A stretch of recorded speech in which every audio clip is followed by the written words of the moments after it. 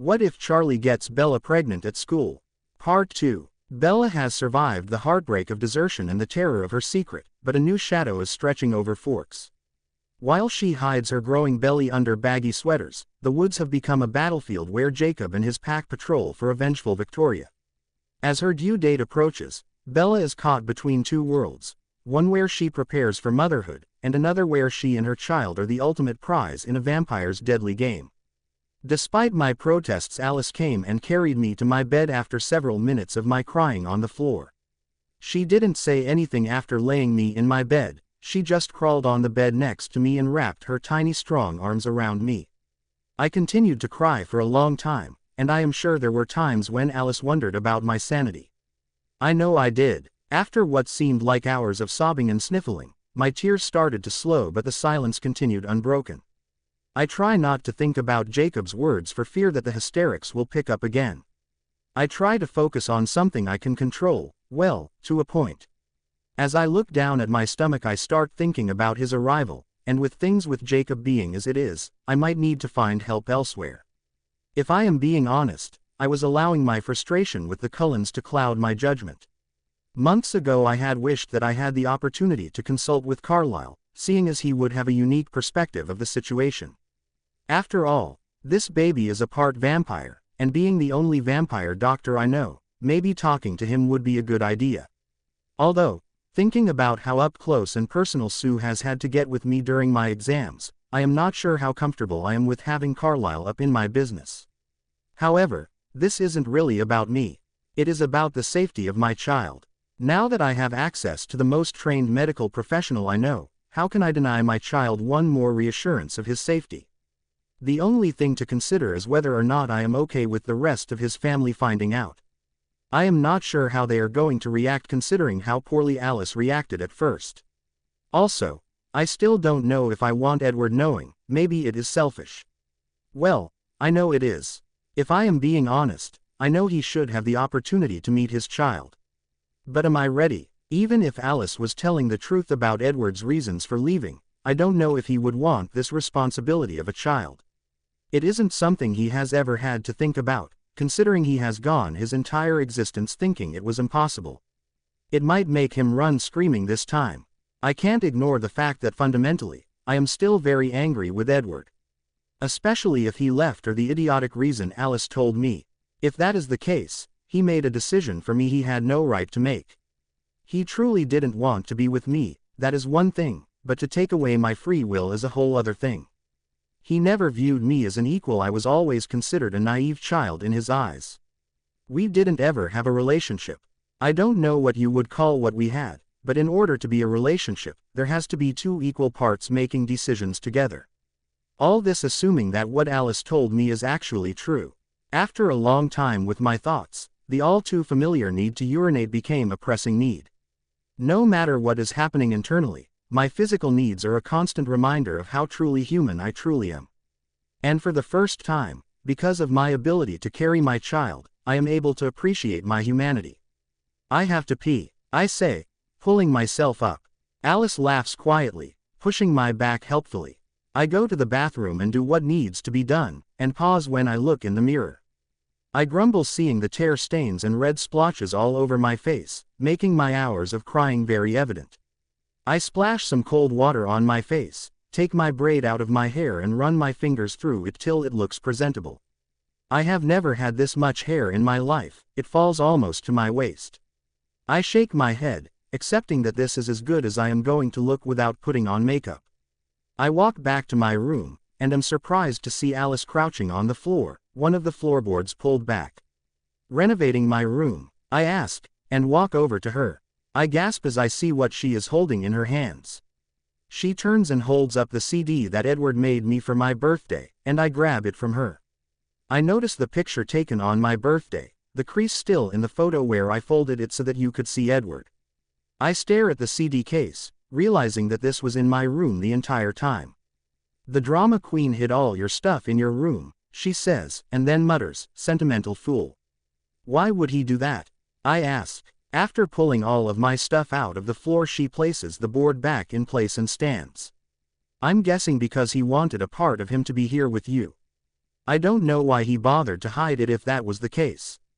I roll my eyes, and toss the CD onto my bed, not wanting to think about that right now.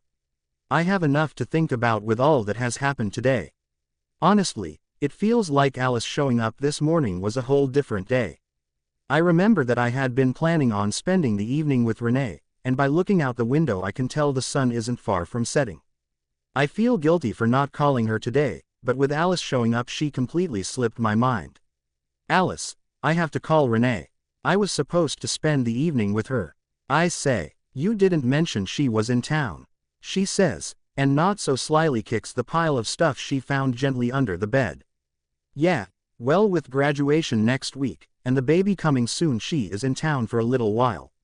I notice her expression tighten ever so slightly, but she quickly covers it over with a grin. Of course she would want to see you graduate. How silly of me not to realize. Alice, I have been thinking, I begin but hesitate. Yes, maybe you were right about Carlisle, and having him do a checkup. I need to think of my child, and his expertise could help, I say. Oh, she exclaims, and bounds over to me, pulling me into a quick embrace. I'm so glad you came to your senses. I pull back and give her a warning glance. I have a few conditions though. Of course, I wouldn't expect any less, she chirps. Well, first of all, he has to come here. I am very close to my due date, and I don't think traveling across the country is the best idea. Second, I am still not ready to tell Edward. I am considering what you said, but I still have a lot to think about. Okay, I can work with that. I'll call Carlisle now, and you go call Renee before she starts worrying, she agrees. Alice Pav. I hear Bella make her way down the stairs, and wonder if I should have gone to assist her, but assume the reaction to my forcing my help wouldn't be received well.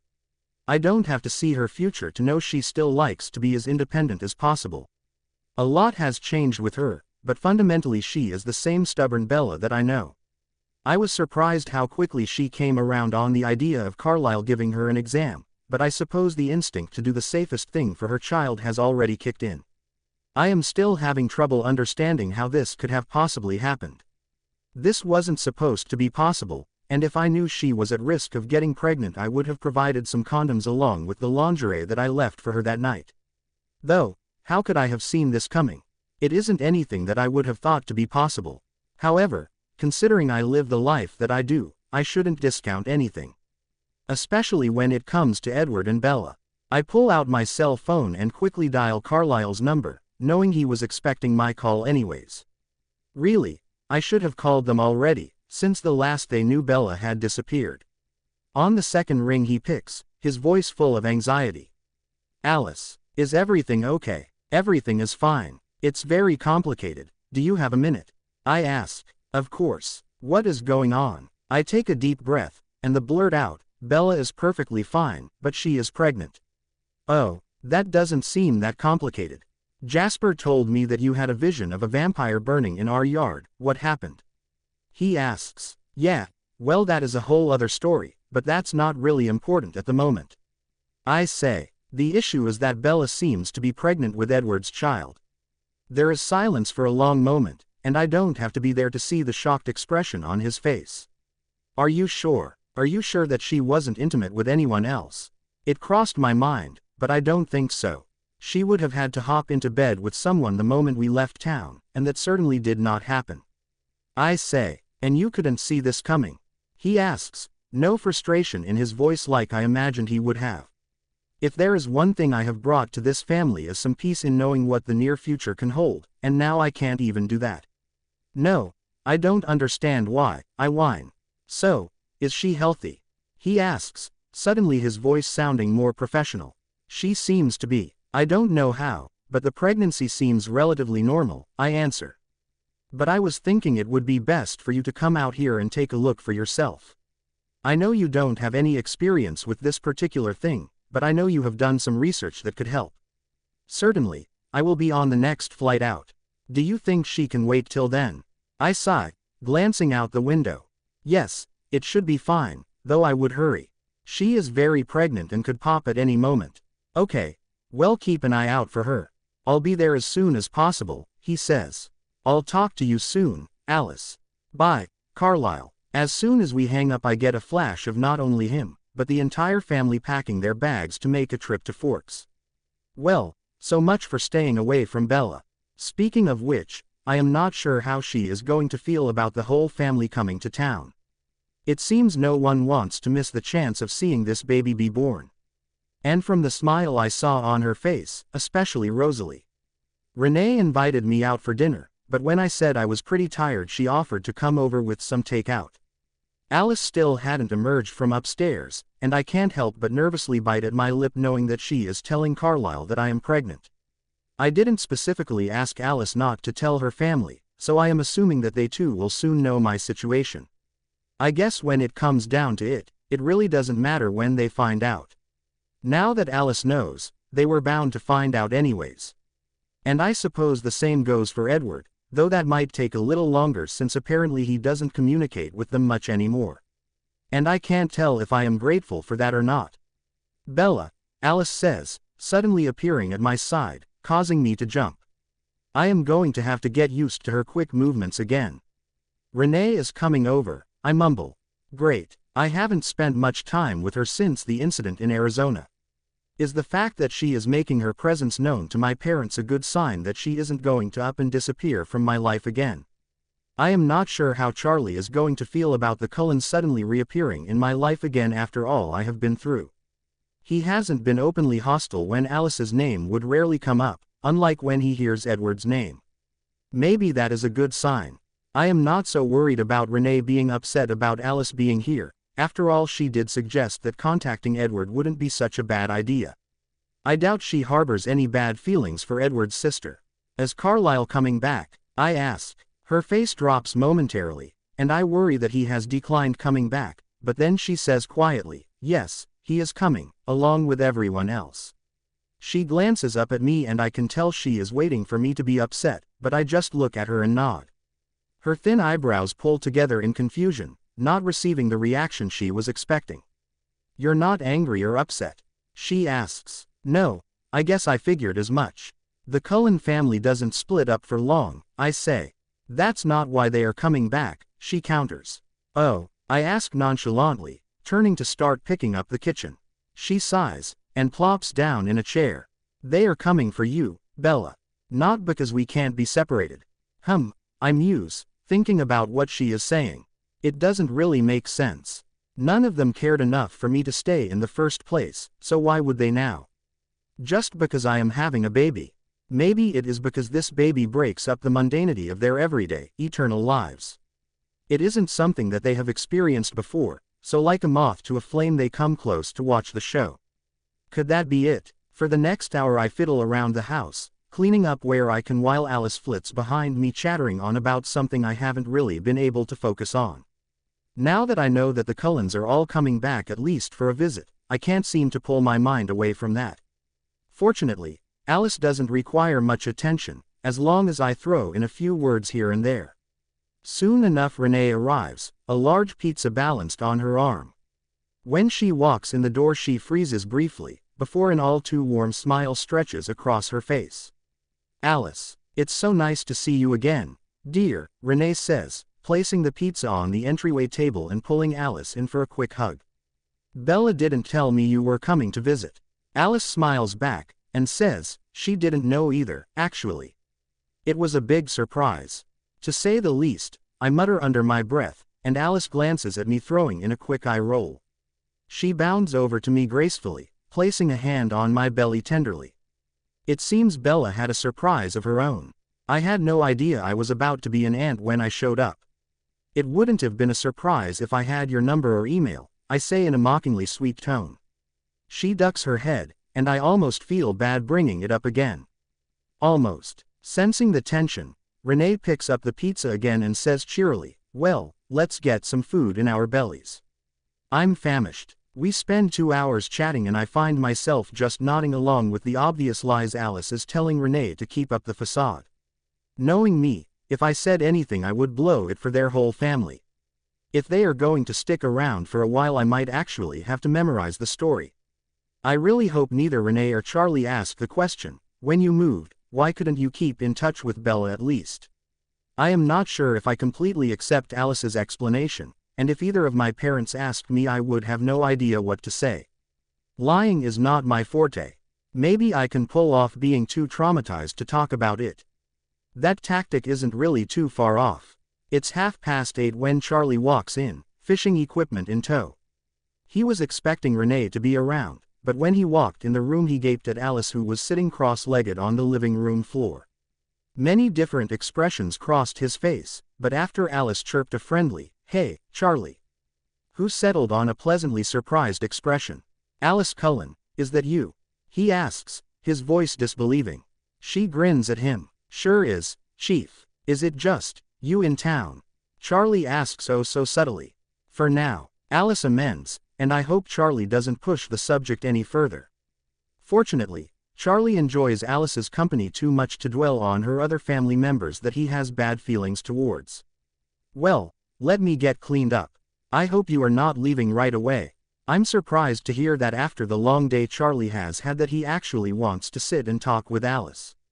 I am not sure how that is going to go, so when Charlie walks out of earshot, I lean over and whisper, "Don't talk about who is coming back into town just yet. I'll tell him eventually." She just gives me an exasperated look but nods. We continue to pleasantly chat until Charlie lumbers down the stairs, scrubbed up and dressed in sweats. Renee gets up out of Charlie's designated recliner and moves over to the couch next to me. After Charlie sits down, there is an awkward silence that extends for much too long before Alice breaks the tension. "How have you been, Charlie?" she asks. "Doing well. Haven't been fishing nearly enough for my liking, but things are good," he answers and grins. "What are you talking about, Dad?" I ask, jokingly. "You have been fishing 2 days in a row. Yesterday doesn't count." "I didn't catch anything." I sigh, and smile at him. Sure. What about you, Alice? What have you been up to in the last couple months?" he asks. "Not much, really. School mostly," she answers, fiddling with her hands absent-mindedly. "And your family? I take it they are doing well down in Los Angeles?" Charlie asks, his voice tightening ever so slightly. "For the most part, yes," she muses. "Except Edward." I shoot Alice a warning glance, but she avoids my gaze skillfully. "Yeah, he has been a wreck since we left. Moved out as soon as we got there. We don't get to see him much anymore." Why is she bringing this up now? I told her how Charlie feels about Edward these days. How is she possibly going to explain? Is there a way to explain without making Edward out to be a complete asshole? Though, Charlie has come to that conclusion on his own. Really, what's his problem? Charlie asks, his hackles up now. He misses Bella. Regrets a lot of things. She says quietly. The hole in my chest flares up suddenly, and it takes all of my strength not to double over. These are things I already knew, right? Why is her telling Charlie to make it all the more real? Renee sees me flinch and she reaches her hand out to grasp mine comfortingly. Charlie huffs, and I can see his face flush red. Serves him right. "Listen, kid, I know he is your brother and all, but how he ended things with Bella, well, it just wasn't right." I agree. "Oh, do I agree?" Alice says, and I glance over to see a shift in her expression. She looks almost like she is pleading him with her eyes. "What Edward did was awful. But you have to understand something, Charlie. Edward struggles with who he is, where he came from, and sometimes he makes decisions that none of us agree with. But he is young. It does not excuse his behavior, however he tries. In that moment he didn't think he was good enough for her."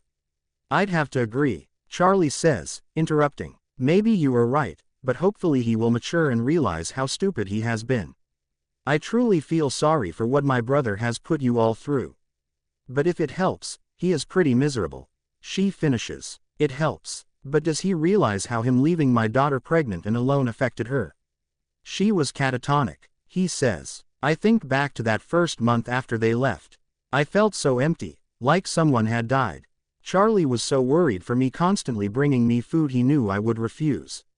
I feel bad for what I put him through in that month. It couldn't have been easy to see your only daughter falling to pieces. When they left, it was like my world went black.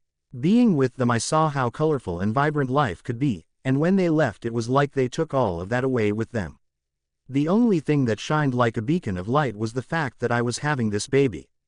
He brought me back to life. Gave me a purpose. No, it didn't mean that I was over what I had lost, but it gave me a sense of satisfaction that I would always have a part of the Cullens with me. Charlie would never understand that, nor could I fully explain, so all he remembers is that state I was in. Of course that is all he would remember. I don't know, Alice whispers. I mean, he didn't know she was pregnant, obviously. None of us did. Are you going to tell him? He asks her, but stares at me as if he is really directing the question towards me. Bella doesn't want me to, and I will abide by her wishes. She promises. Charlie nods, and silence takes over the room again. I run my hands over my stomach as I contemplate how quickly the conversation escalated. I can't believe Alice thought now was the time to talk about this. I was going to come up eventually, but I was hoping we could just have a simple "how are you doing" conversation. Alice seems convinced that Edward still loves me, but if that were true, wouldn't he be here? I want to believe her, but I have gone almost a year believing that I wasn't good enough for him. I can't just flip the switch just because Alice says so. Even if he does love me, does that mean I should welcome him back with open arms? He has done a lot of things that I am not sure I can move past so easily. After that heavy topic, conversation stays lighthearted, and Alice spews more lies about their life in LA. Eventually Renee announces that it is getting late and it is time for her to head home. She gives Alice a hug and tells her that she hopes we get to spend some more time together. She then kisses my cheek, and leans down to give my belly a kiss, murmuring a quick, "Grandma loves you," before heading back to her rental. Charlie insists that Alice stay the night, and she readily agrees. A part of me is glad she won't be leaving for her house tonight, still worried that she is going to up and disappear again. As soon as we are alone in my room, I whip around, and say, "What the hell was all that about? You had to bring all that up tonight." She shrugs. "The fact is that you are not going to be able to keep this from Edward forever, and he needs to get used to the idea that Edward might come around again." My heart skips a beat, and my breathing becomes rapid as I contemplate what she said. Consciously I knew this all along. As soon as I told Alice that Edward was my baby's father, I knew Edward would eventually find out. However, hearing her say it so confidently sends panic shivers down my spine. And this couldn't wait, I asked, shaking my head trying to clear my anxiety. What's the point in waiting? The more time he has to come to terms with the way things are, the better, she says, jumping onto my bed gracefully. Besides, now that we got that out of the way, we can have fun. Fun. Yes, fun. We can get things ready for the baby. And Carlisle will be here in the morning, so once he gives you an exam, I am sure Esme and Rosalie will want to help go shopping for what you need for the baby. I have what I need, I say defiantly. She rolls her eyes, and says flippantly, "You don't really think you are getting away with not getting any gifts from us, do you? If so, get over it." "Alice," I whine, but silences me with a look. "Bella, you are not ruining this for me, so be quiet and get ready for bed. We have a big day tomorrow." I moan in frustration, knowing that I am not getting much sleep tonight. There is no way that I am going to be able to calm my mind enough to get any restful sleep. Anxiety courses through my veins when I think about the fact that I am going to see most of the Cullens tomorrow. And my exam, what if Carlisle finds something bad? And the last time I saw Rosalie, she was still not my biggest fan. Last I told Jacob the Cullens weren't coming back, and I don't really want to talk to him to tell him. Not that he would take my call. Also, now that things are bad with Jacob, so close to my due date, what is going to happen with Sue? There are so many questions I am going to have to figure out tomorrow.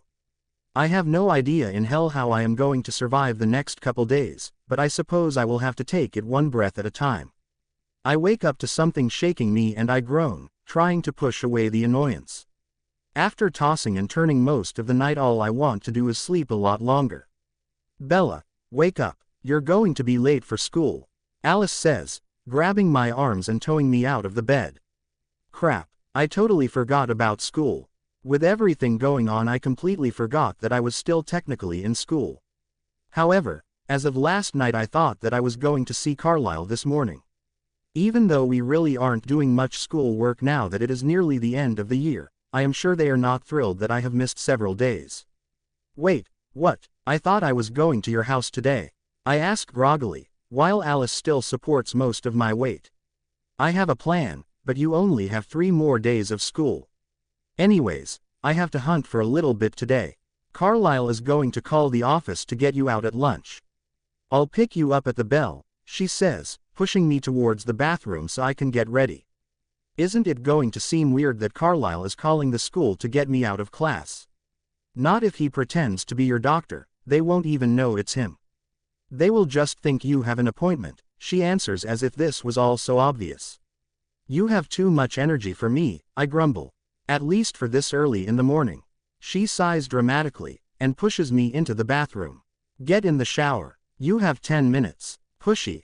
I mutter, but she ignores me. I shower as fast as I can, despite my instinct to sit under the scalding stream for a long time. I need to talk to Sue today. I don't know how this is going to work now that the Cullens are in town. I am supposed to have an appointment tomorrow, but with the state of mine and Jacob's relationship I am not sure how that is going to work. It's really unfortunate timing, since I have become comfortable with Sue. I know Carlisle is a trusted doctor, but in a perfect world I would have both of them there. That would never happen though. The wolves would never allow it. When I walk into my room wrapped in a towel I expect to see Alice, but my room is empty except for the unfamiliar outfit laying out on my now-made bed. I am tempted to ignore the outfit and just put on something familiar, but knowing Alice, she would have a fit. I put on what looks to be designer, faded maternity jeans and a blush silk camisole, with delicate lace trimming the neckline and bottom. Along with it is an expensive-looking black leather jacket, and a pair of flat black boots that come up above my knees when I put them on. When I look in the full-length mirror behind my door, I gawk at the outfit, self-conscious at how expensive the outfit must be. When Alice prances in holding a banana and a muffin, I turn and glare at her. Where did you get these? I ask flabbergasted. She shrugs and shoves the food into my hands. I ran a couple of errands. It's like 7:30 in the morning. Where would you possibly find designer maternity clothes? I have my connections, she answers. Okay, time to go. I'm going to drop you off. Eat and walk. We get into an unfamiliar sedan with dark tinted windows, which I assume is a rental since her trip was so short notice. I eat my food, and stare out into the muggy morning sky as we drive too fast to school. Soon enough we are pulling up to the entrance where Alice stops for me to get out. Okay, I will pick you up here at noon. Get to class. I bristle at her demanding tone, but nod and get out of the car, closing in it behind me. There are only a couple students rushing to class, so no one notices me getting out of Alice's car. It's a relief because I don't know if I have the energy to explain right now what is going on. I walk into class and Mike waves at me from across the classroom and I smile and wave back as I take my seat. When I get into calculus, Angela sits next to me in her usual spot. You look amazing today, she says, gesturing to my outfit, and I blush. You haven't been to school in a couple days. Everything okay? She asks, genuine worry in her voice, moving on from my outfit. Oh, yeah, things are fine. Just with family in town I kind of spent the last couple days entertaining. It's not a complete lie. I did spend time with Renee, even if it wasn't for that long. I was wondering if you went into labor, she says. I wanted to call, but I was worried I would disturb you if that was the case. I smile at her, touched that she actually cares. No baby yet. I'll let you know when he comes, I promise. She smiles at me and the teacher calls the class to attention, ceasing any more conversation. The rest of my classes go by quickly, and in English one of the student office helpers brings a half-day dismissal pass into class for me.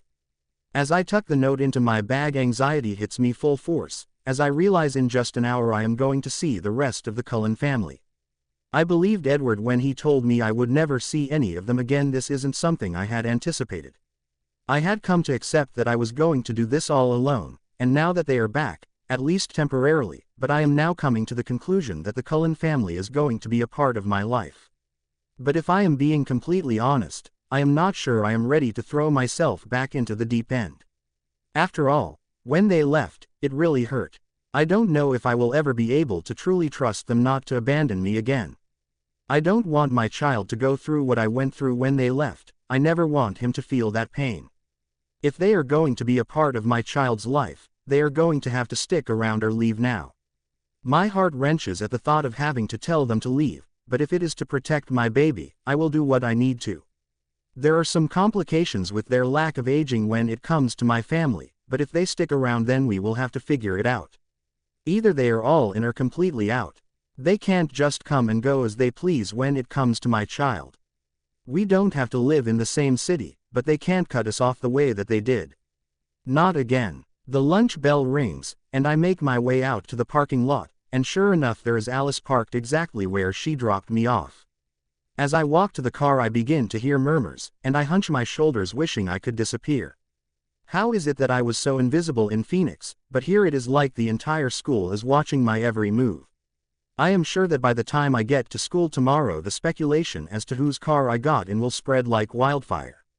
Fortunately, the windows are tinted so dark that you really can't see inside the car unless you are standing right in front of it looking in through the windshield. I crawl in the car, and before I even touch my seatbelt Alice is speeding out of the lot, and greets me happily. "Hey, Bella, hey," I say quietly, too nervous to really have any firmness in my voice. "It's going to be okay, you know," she says, reaching over to grasp my hand. I look over at her angelic face, and smile as best I can despite my nerves. This shouldn't bother me so much. I know these people, for the most part. What do I have to be worried about? I mean, it wasn't even that long ago that I saw them last. 9 months isn't that long. I can show them how confident I can be. I can show them how I thrived despite them, right? They are all very excited to see you, she says. All? I ask skeptically, thinking of Rosalie. She nods, and glances at me sideways. Yes, all of them. I narrow my eyes at her, but don't ask any more questions. I start mindlessly tapping my nails on the center divider, and staring out the window. I watch as the trees fly past us much too fast, and remember how I felt the first time I rode in a car with Edward.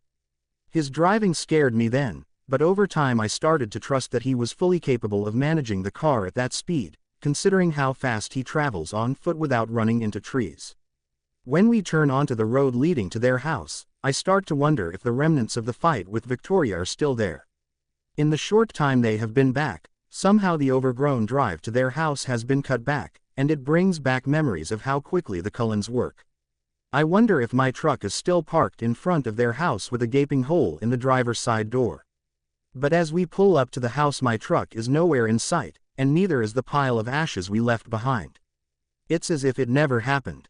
We stop outside the garage and in a flash Alice is already out of the car and opening my door for me. She helps me out of the car, and when I stand I feel how truly unsteady I am on my feet at the moment. I grip onto her arm as we walk up the steps to the house, and I can't help but remember the last time I walked up these steps. Yet somehow I feel more nervous now than when I was here to face a vampire intent on my death. Before we even make it to the top step Carlyle is opening the front door, a warm smile plastered on his godly face. I gasp quietly at seeing him again. "Bella, please come in," he says, stepping back to make room for us to enter the house.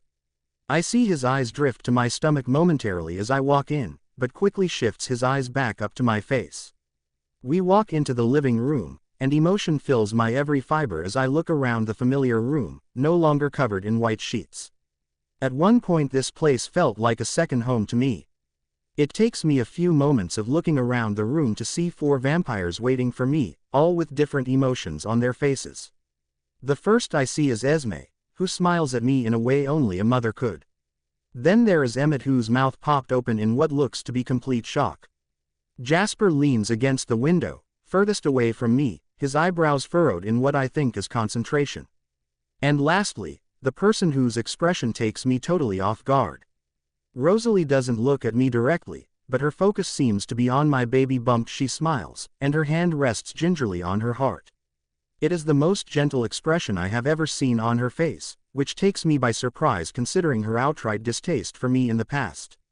I have gotten so used to her glares and expressions of total contempt, that this gentle expression throws me off guard momentarily. I tear my eyes away from Rosalie as Esme takes a slow step toward me, and I can tell she wants to embrace me. "Bella, dear, may I give you a hug?" I hesitate, but I don't have it in me to deny this gentle motherly woman at least a hug. I nod and she closes the distance, wrapping her arms around me gently. Even though I do not deny her an embrace, I can't seem to find it in myself to reciprocate the hug very well, but she doesn't say anything. She lets go and takes a step back, and looks at me up and down. "You're positively glowing, Bella," she says adoringly. I laugh nervously, and reply shakily, "Yeah, I'm pretty sure that's sweat." "Oh, nonsense. Come sit down, and let's chat before Carlisle steals you away," she says. I follow her over to the couch and I try to sit down as gracefully as possible, but I barely manage not to just fall back onto the couch with my giant protruding stomach in the way. Everyone moves in closer, and all take various seats around the room, though seemingly giving me space. It is silent for a moment as we let the moment sink in. But soon enough, aligned with his character, Emmett breaks the silence. "So, my brother knocked you up, huh? How the hell did that happen?" Rosalie reaches over and smacks him on the shoulder and mutters under her breath, "Idiot." "What?" he defends. "Well, considering you have been alive for going on 100 years now, and you are married, you would think you would have gotten the sex talk by now," I tease. Everyone snickers. "Come on, you know what I mean. It seems you and Edward like to challenge the realm of reality quite a bit," he says. "Seems that way, doesn't it?"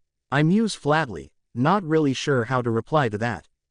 There are so many things that happened in our short time together that I thought to be impossible, or at least Edward did. However, somehow we have defied all logic and laws of the universe and created something incredible. From what Edward has told me, none of them thought us having a relationship was possible, at first at least. Yet, we were able to have a romantic relationship for a short while, and even create a child together. Our worlds have been a giant globule of impossible situations, yet here we sit discussing the most impossible yet. Emmett chuckles and leans back. "I wasn't even sure you guys really boned." Groans and frustrated murmurs sound throughout the room while Carlisle quickly rises, stepping towards me, shooting a glare towards his son. "Okay, I think that is our signal to get on with our day." It takes me a moment to recover from Emmett's vulgar statement, and I can feel the blush on my face spreading like wildfire. Clearly he hasn't changed much in the last couple months. Edward and I never were intimate around his family, yet I somehow knew that it wasn't a secret that we would be able to keep. Especially with such keen senses and a psychic in the family. Edward and I sit on the plush couch of the Cullens' living room, our legs tangled and hands just barely in company-appropriate spots. We had the house to ourselves, but we knew his family should be arriving back from hunting at any moment. Last night was the night that we took our intimate relationship to the next level, and I suspect when Alice saw that we would be coming over today, she devised a plan to keep the family out of the house for most of the day. Knowing that their arrival was due, we did make ourselves decent, at least when it came to the amount of clothing we were wearing. Edward nuzzles my ear playfully, and his hands slowly graze up my sides, tickling me ever so slightly. I laugh quietly, and register my ever-present elevated heart rate. Besides the couple of hours of sleep last night, Edward has made it his duty to keep my heart rate raised. "Stop," I laugh, though the tone of my voice is telling him quite the opposite. "Your family is going to be here any minute." He shrugs, and leans down to press a kiss to my exposed collarbone. So, he presses another kiss to my throat, slowly making his way up. I have to hear them and their escapades all the time. Another kiss pressed to my jaw. Not to mention all the compromising positions I have caught them in over the decades. I know I should pull away, but when have I ever done what I am supposed to do? He finally touches my lips lightly with his own. I wrap my arms around his neck, pulling myself closer, deepening the kiss fervently. Briefly my mind flashes back to that first kiss we shared, where I did the same thing, but Edward had pulled away and I muttered a pathetic, "Oops."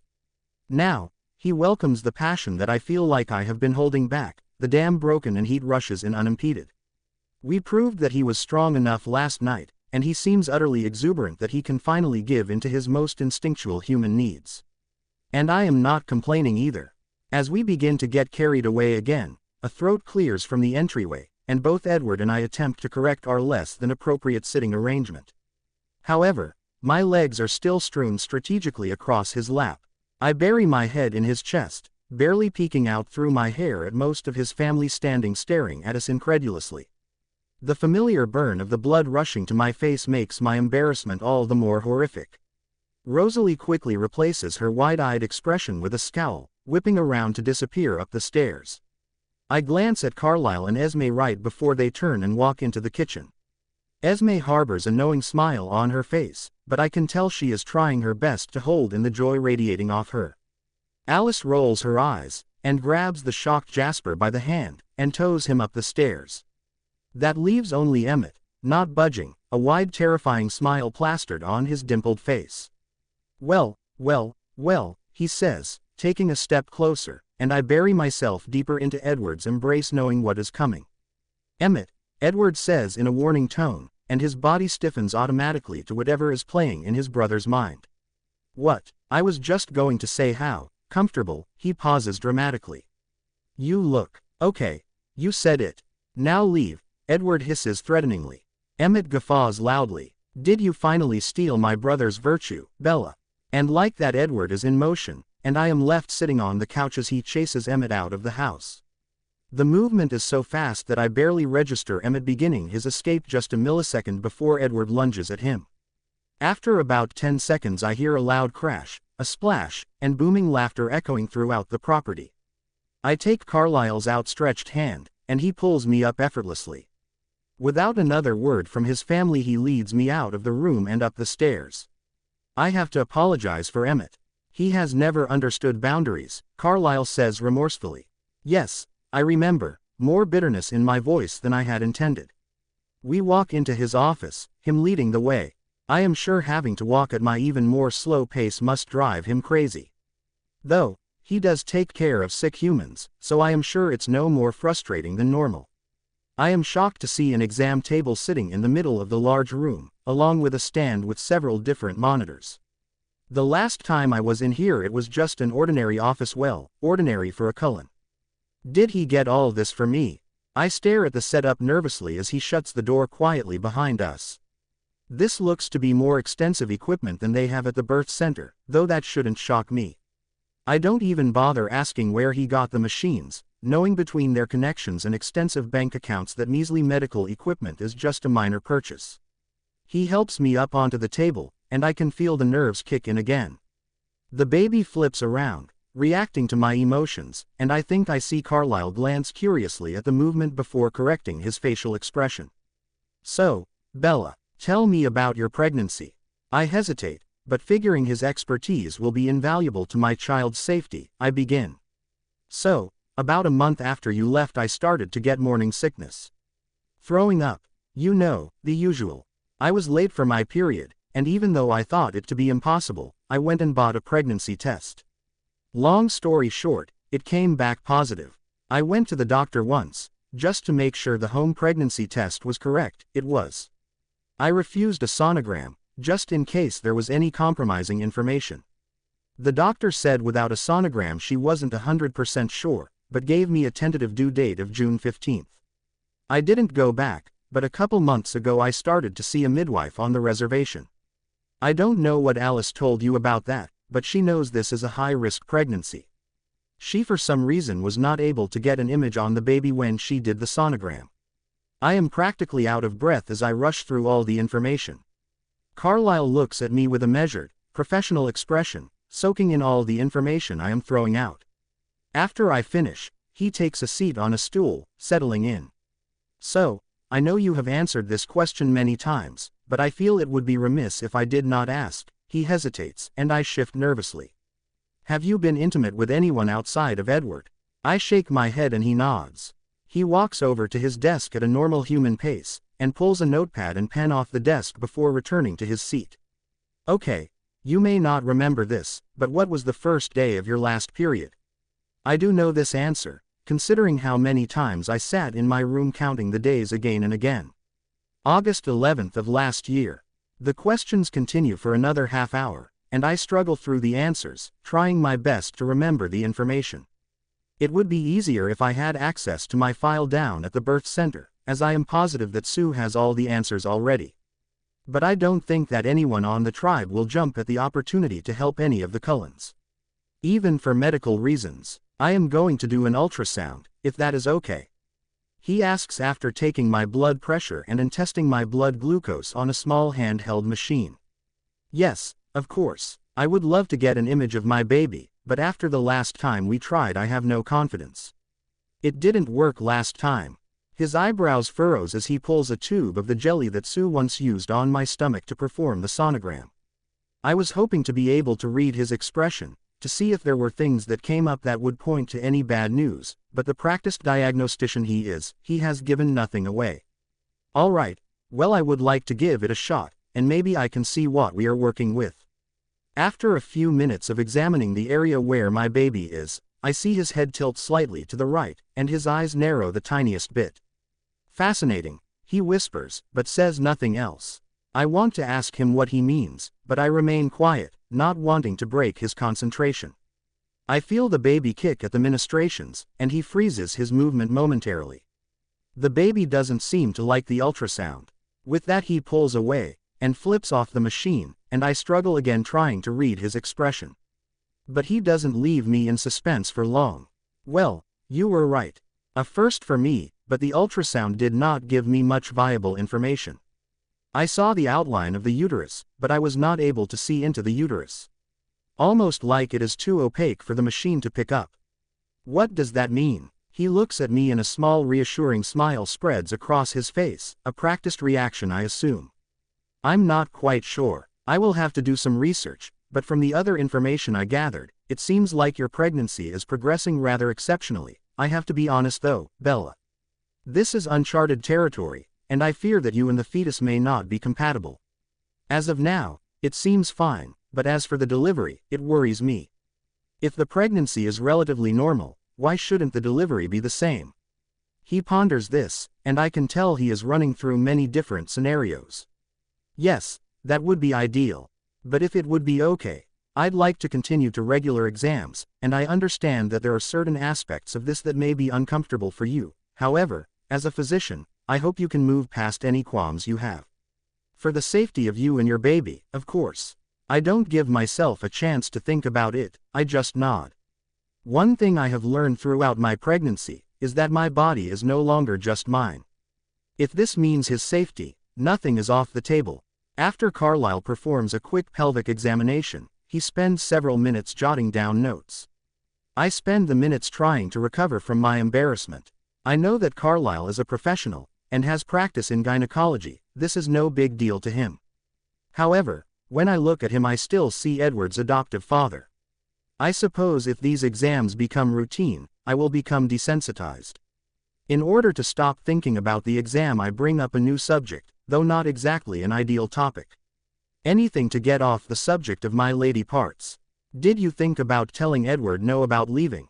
He glances up at me, pity now set in his eyes. Yes, I did. I should have. I suppose an apology should have been the first thing out of my mouth when you walked into the house. I cannot express how sorry I am for leaving you here to fend for yourself. It's unforgivable. I want to say it's not unforgivable, but the truth is I don't know if I can accept his apology right now. It's too fresh. Do you think Alice is right? That he left because he thought it was what was best for me? I know she is right, he muses, putting his notes to the side and truly engaging in the conversation. Edward is the most self-loathing being I have ever met, and with what happened with Jasper last fall, all of his fears came true. For a short while he was able to pretend that his fears were unfounded, but in that moment he saw the monsters that he allowed to surround you. He couldn't live with himself if his own family was to cause you harm. He shakes his head mournfully, no doubt replaying the event of that fateful night. We were all thrown for a loop. I think that is why he was able to convince us to leave. It's no excuse, however the truth is, we saw what could have happened.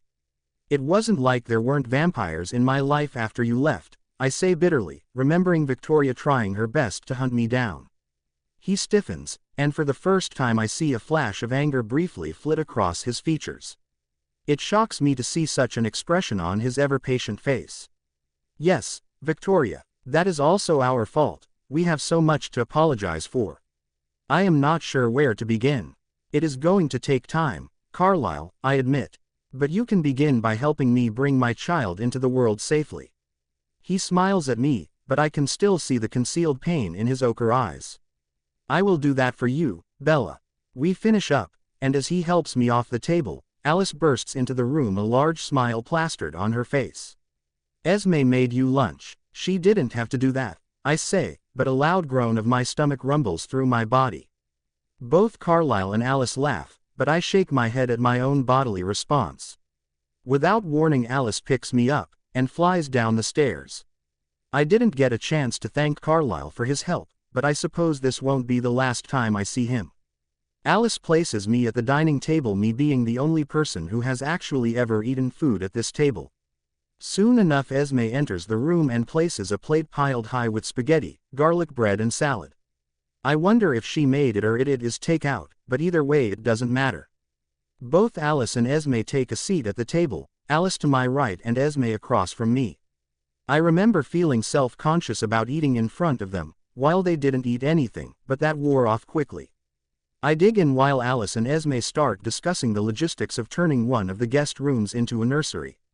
I think about protesting, but I don't want to take this joy away from them, and I know realistically that my anger towards them is going to wear off, and I will appreciate having a nursery here.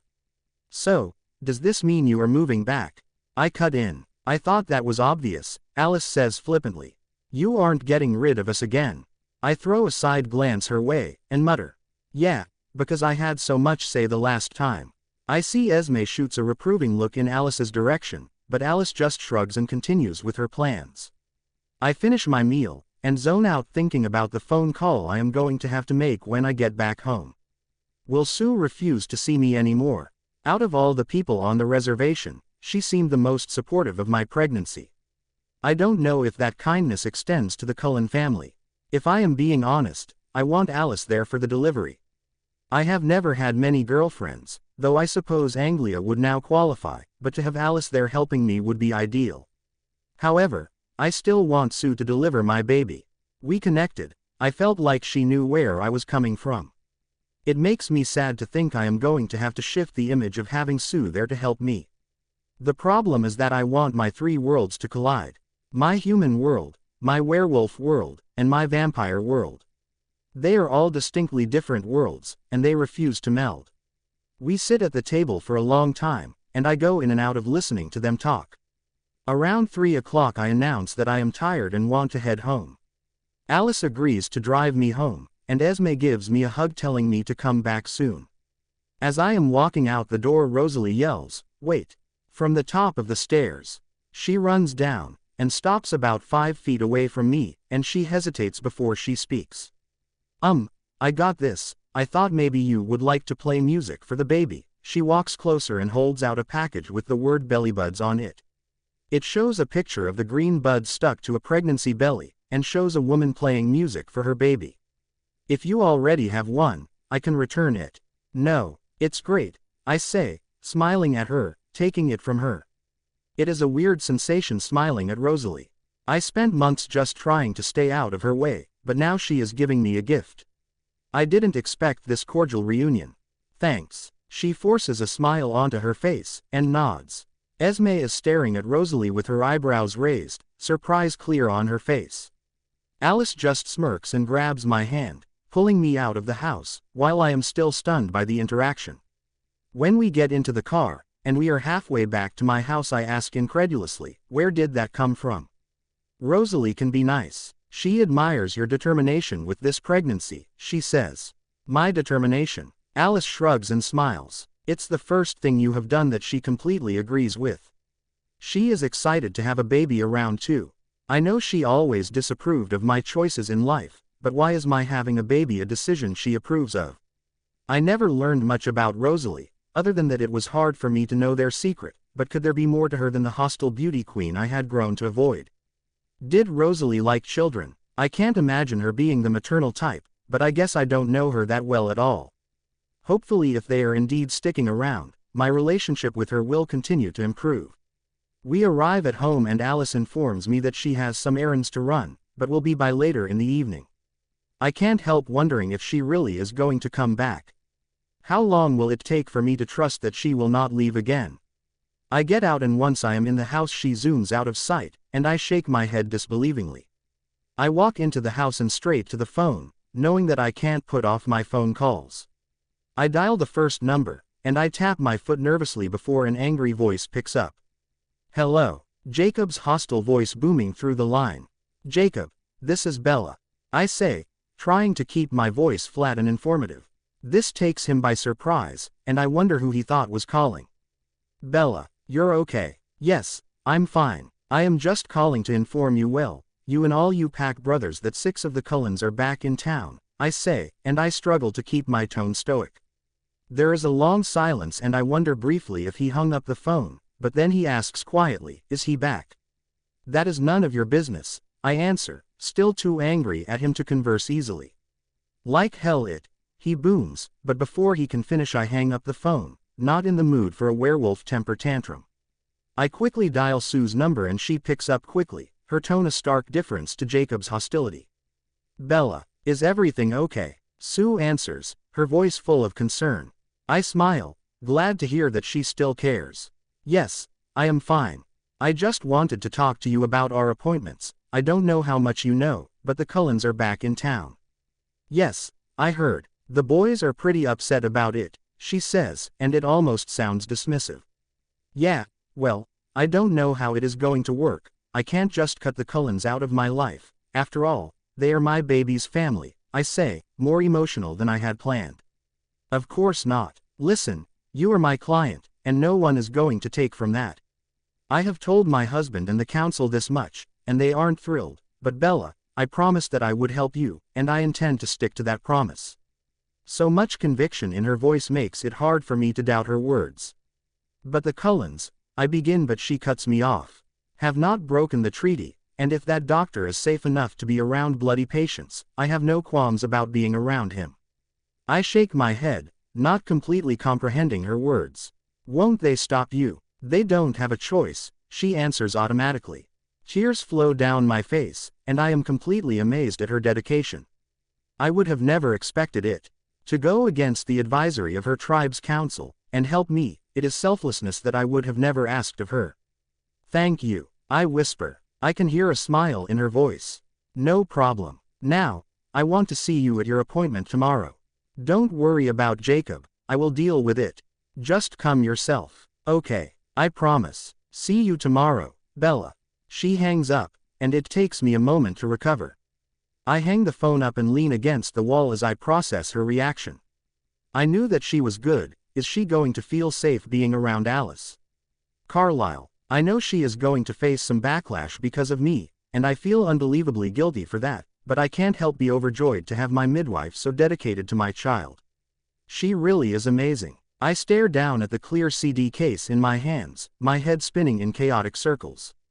I don't know if I am ready to listen to Edward play again, but another part of me longs to listen, to imagine his long fingers running over the keys in blinding movements.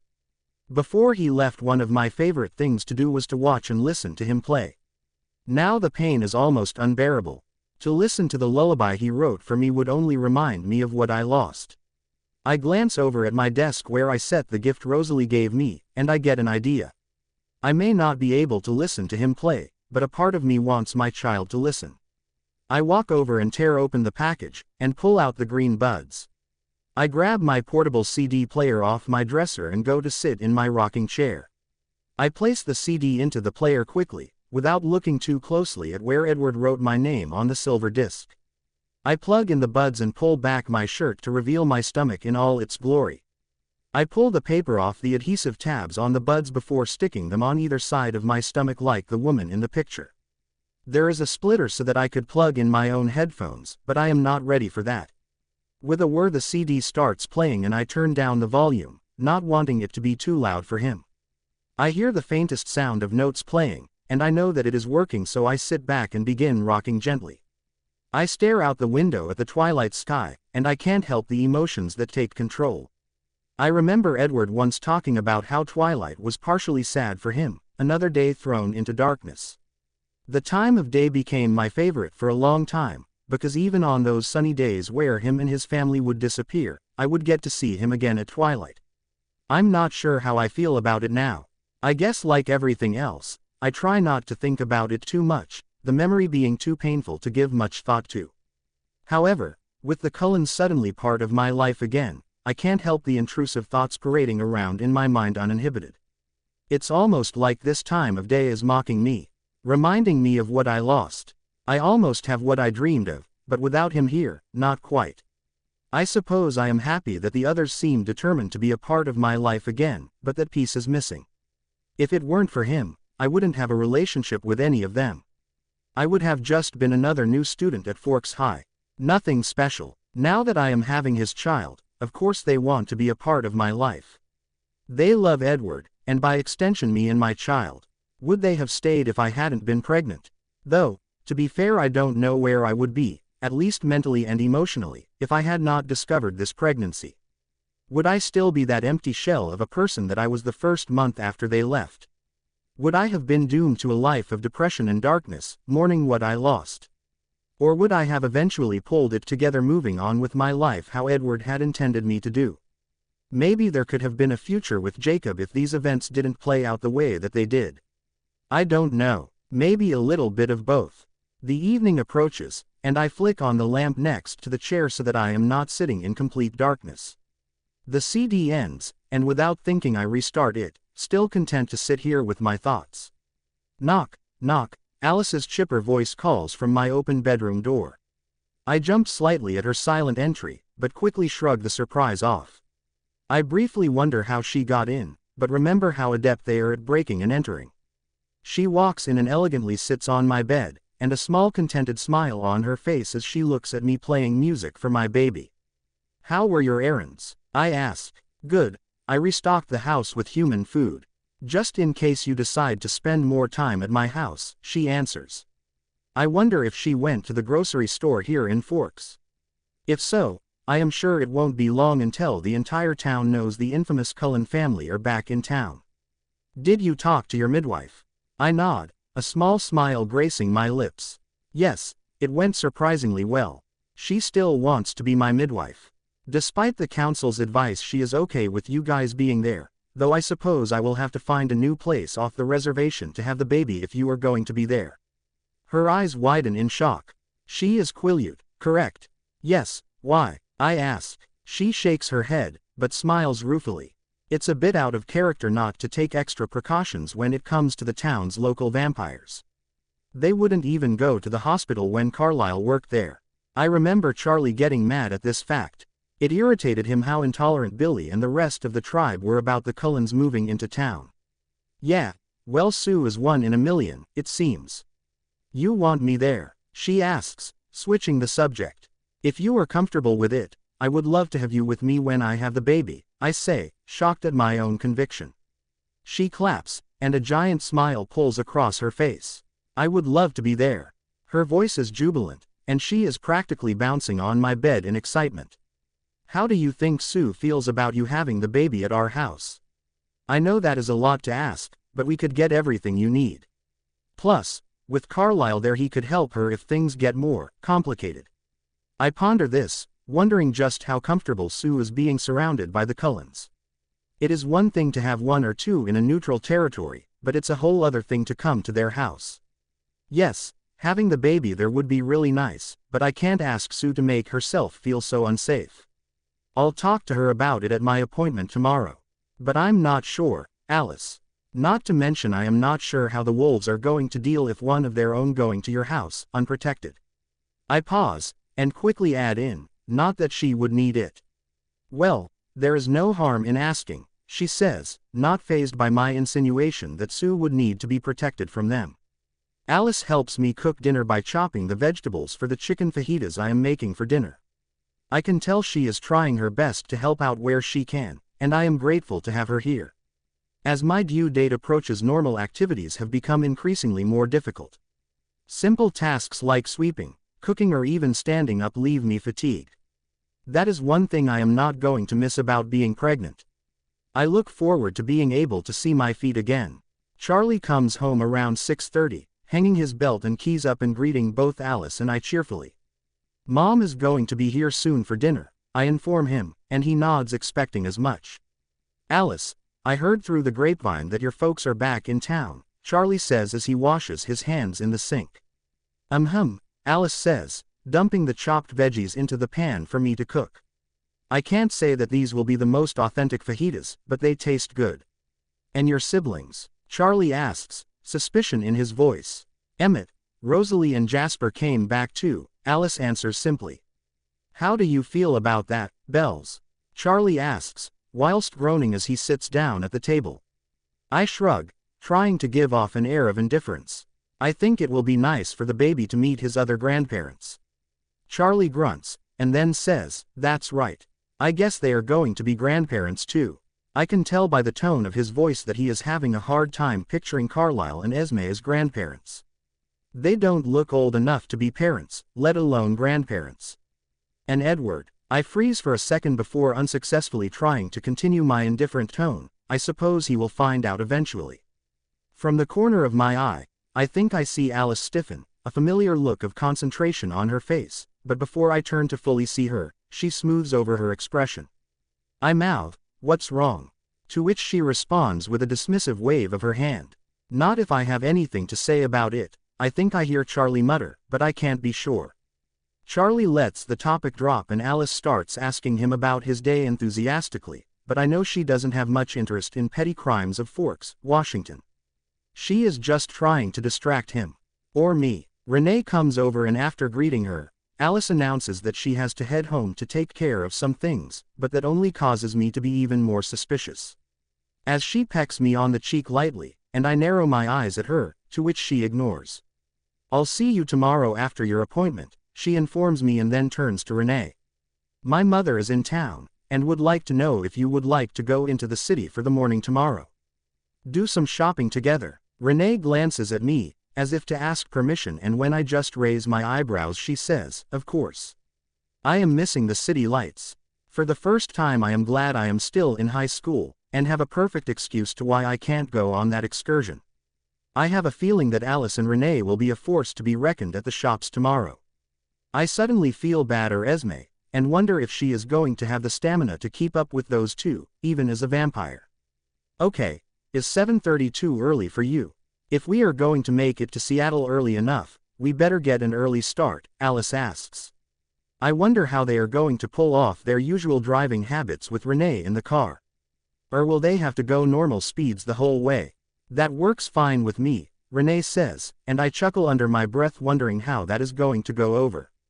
I was barely able to get her up early enough to make it work by 9 every day when I lived with her.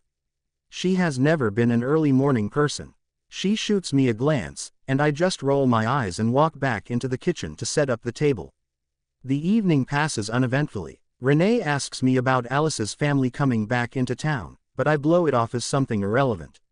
I don't want to get into how important it really is to me that they are back. Phil calls, and I talk to him on the phone for a couple minutes before handing the phone back to Renee, telling her I have to use the bathroom. It's not a lie, but it gets me out of an awkward phone conversation with my stepfather. I have never been great at long phone conversations. Charlie watches some baseball game in the living room, while Renee and I play card games for a couple of hours in the kitchen, and fortunately the conversation stays light. I can't help but wonder if this is what my life would have been like if Renee had never left Charlie. I have never been one to hope that my divorced parent would eventually get back together, but so close to being a parent myself, I wonder how it would have been if they stayed together.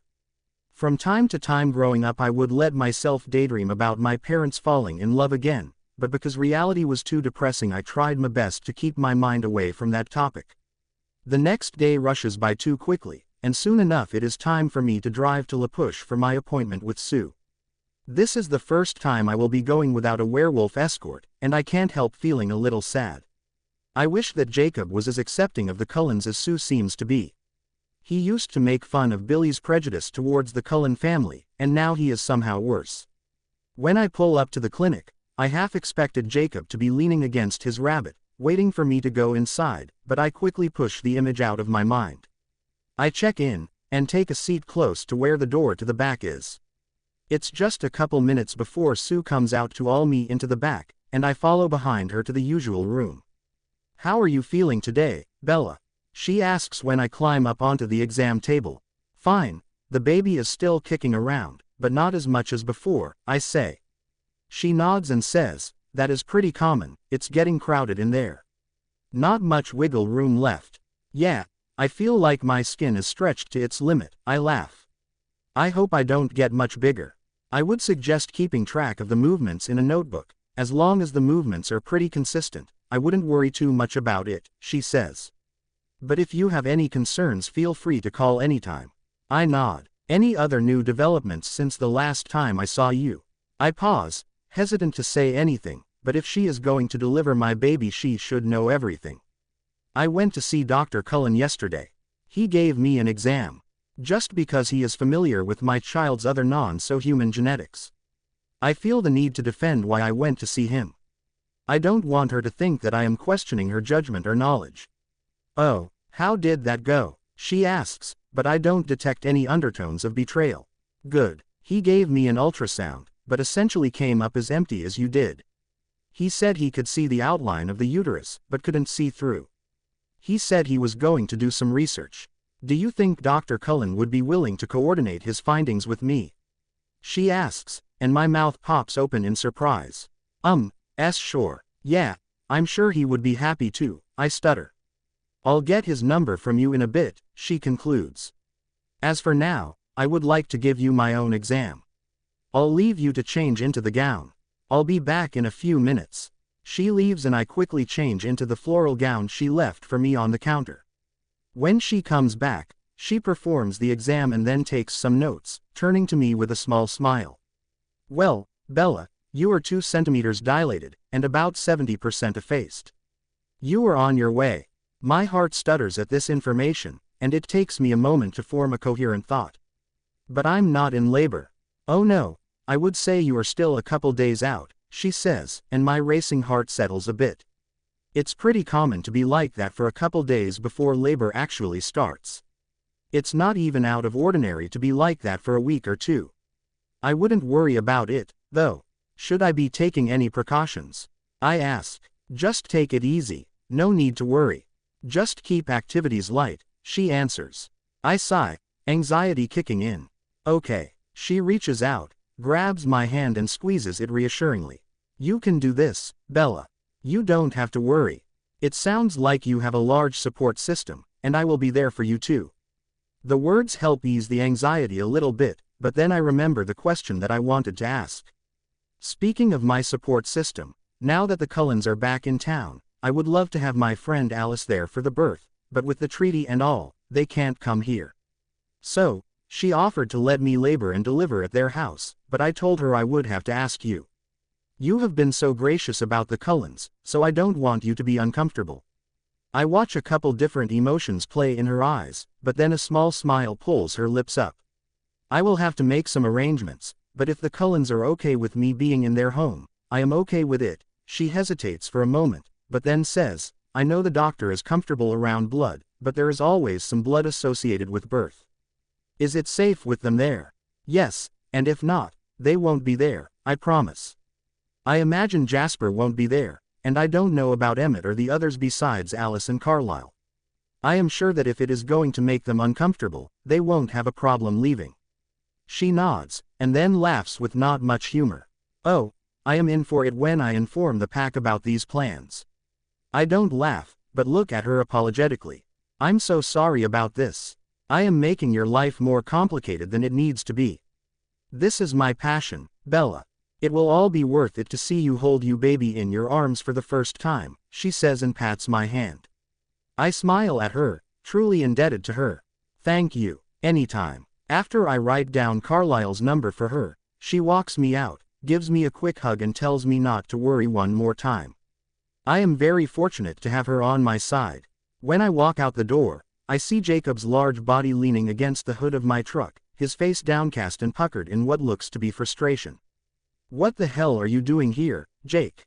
I ask. He looks up at me, and just stares at me wordlessly for a moment before pushing off my truck to come stand next to me on the sidewalk. I need to talk to you, he says, and I can tell he is trying to control his tone. I roll my eyes, and start walking towards my truck, impatient. I think you have done enough talking for the both of us, Jacob. Come on, just hear me out, he pleads. I automatically stop, and I mentally kick myself for not just getting in the truck and leaving him in the dust. What? I was wrong, he says. I whip around at him, raising an eyebrow. About what? About everything, he says, voice full of pain. I was a jackass, I nod furiously at his words, but he ignores me and continues. I don't know how to control my temper, and I end up saying things that I shouldn't. I know it's not an excuse, but this whole vampire werewolf thing is new to me, and I don't know how to deal with it. You're right, that isn't an excuse, I say. He takes a step towards me, his palms facing upwards in a symbol of submissiveness. Please, Bella, I am so sorry. You know what, Jacob, I say, my voice seething, frustrated. I am so tired of apologies. I have listened to way too many apologies in the last few days, and it's getting pretty old. I try to give my best, to be the best friend and person possible, but what do I get in return? My closest friends abandon me when I need them most. They abandoned me, and you did too. You are no better than them, I hiss. He flinches at my words, and I almost feel bad for saying them. Almost. You can't just blow up on me, and then expect with one silly apology I am going to come running back to you like a lost puppy. Bella, he begins, but I cut him off. I need time. At least give me that, I beg, and I can tell I am just moments from an emotional breakdown. He drops his hands to his sides, and nods. I can do that. Without another glance in his direction I pull myself into my rental car, and pull away leaving Jacob standing there dejected. I make my way out of La Push, but no, I am not ready to go home just yet. I know Sue told me to take it easy, but I can't go home. If I do, Alice will show up, and I am not ready to talk to her yet. I spontaneously turn onto 101 North towards Port Angeles, and I suddenly get an idea. I need to get a practical car before the baby gets here, and I know this is one thing I want to do on my own. I know I had planned to take Jake with me, but I don't feel so inclined to take him any longer. I try not to think about Jacob on the hour drive to Port Angeles, not ready to forgive him or cut him off completely. At some point I am going to have to make a decision, but not now. The salesman offered to drive my new Acura MDX down to Enterprise so I can drop my car off. It's not something that they usually do, but he seemed to take pity on the young, very pregnant single mother. I am proud of myself. I was able to talk him down a couple $1,000s and he threw in the navigation package. I have never thought of myself as a good haggler, but I guess when I am in a feisty mood I can do pretty much anything. After I drop off my rental I get into my new vehicle, and I run my fingers across the vanilla-colored leather seats, admiring my new possession. There is something special about purchasing a vehicle for yourself. If you can face off a car salesman, you can do anything, right? I am going to miss my truck, and I briefly wonder what the Cullens did with it. I know most of them expressed distaste for it, so I am sure they took the opportunity to destroy it. I drive home in a much lighter mood than when I left La Push. I wonder if I can convince Charlie to install the car seat in the back. It looks like I am going to have to prepare for my child's arrival. The news that I am already dilated 2 centimeters sends my system into overdrive, trying to think of all the things I need to have ready before he is here. I am going to have to talk to Carlisle about the logistics of having the baby over at their house. I had wanted to attempt a water birth, but I would hate to ruin any of their bathtubs. The birth clinic was stocked with all the possible things I would need to make it through labor. Will those things be available at the Cullens? I pull into the driveway, and see a vehicle with the telltale dark-tinted windows parked at the curb next to my house. When I get out of the car, the driver's side door opens and I expect to see Alice getting out to greet me. I freeze when I see Rosalie get out gracefully. She closes her door and waves shyly at me. Hi, I stutter. This is the last person that I would expect to see at my house. She walks over to me, and I can tell she is doing her best to seem passive as she approaches. Hey, how are you? Fine. My answer comes out more of a question than anything. I didn't mean to bombard you like this, but I was hoping that I could talk to you for a little while, she asks. I try to pull myself together. This is shocking, yes, but I don't want to come across as the blubbering idiot that I had been sure I was before they left last year. Yeah, sure, new car, she asks, raising her eyebrows and nodding to my car. Yeah, I needed a more practical vehicle, without a hole in the door, I say. Her perfect lips pull up on one side in a half smile. Good idea. I nod and stiffly lead the way into my house, and she follows behind me silently. I wonder what she wants. I know she has been cordial to me since they came back, but I was never expecting to see her here. I had been slightly dreading the tornado that is Alice when I got home, but this is a surprise. We walk into the living room and I gesture for her to take a seat on the couch. When I sit down in Charlie's lounge chair and look at Rosalie sitting in our less than ordinary living room, I am reminded of the surrealism of seeing Edward sitting in Charlie's chair at the dining table that day we went to the meadow for the first time. To see such exquisite beauty surrounded by the mundane is like a weird dream, and you expect to wake up at any moment. Alice said you had an appointment with your midwife today. How did that go? She asks. Good, I guess. I'm 2 centimeters dilated and 70% effaced, I say, and her eyes widen fractionally. I'm not going into labor yet, but it just means I'm close. Wow, any day now, she muses. I say. She shifts uncomfortably, an odd thing to see in a vampire. I am sure it has just become a habit, human idiosyncrasies. I'm sure you are wondering why I'm here. Kinda. I trail off, but laugh nervously. She smiles at me, and once again I am awed at her beauty. So, I know our relationship has been strained since we met. Because of me, for the most part. I just wanted to clear the air. She hesitates before continuing. I don't want you to think I am always a raging bitch. Sometimes it just happens naturally, my family can attest to that, but I wanted to explain myself. I don't know how much Edward told you before we left. I shake my head. Not much. He said you didn't like that I knew about everything. She laughs, a sound like pealing of bells. My brother kept a lot from you then. I should give him more credit. She says, but I wonder if that last thing was more to herself than to me. That was part of it, yes. But something you should learn about me, Bella, is that I can be incredibly vain at times. It's one of my worst qualities, and I am not proud of it. But when Edward went decades without a mate, I assumed that there was something wrong with him. How could he not desire someone of my caliber, so to speak? Then he found you. I stare at her, not completely comprehending her words. Did she want Edward for herself? What about Emmett? Don't get me wrong, I never wanted to be with him. He was never more than an annoying brother of mine. The first words I heard come from his mouth insulted me. But I have never been blind to the fact that I am beautiful, so anyone that would desire a mere human, her lips curl around the word like it's a curse. Well, I couldn't handle it. It infuriated me that he would want you. It was silly and selfish, but it's the truth. Not to mention that you were willing to give up being human to be with him. Well, it seemed incredibly wasteful in my eyes. I love my family and my husband, but this isn't a life I would have chosen for myself. To see you willingly discard your human life for something as trivial as love, it just infuriated me. And now, I whisper. She looks at me, and her expression softens. This pregnancy is a risk, but to see you put it all on the line for your child, it's quite admirable. I always wanted children of my own, but that is impossible for me. So, being the essentially selfish being I am not going to waste an opportunity to be an aunt. If you will allow me to be a part of its life, of course. I wait for her to continue, but after a moment of silence I can tell she is waiting for me to respond. This is a side of Rosalie I have never seen before, so placid. Here's the thing, Rosalie, your family meant a lot to me, and then you left. I was in pieces, I didn't eat, I didn't sleep, well, I'm not even sure if I was even human. I don't want that for my child.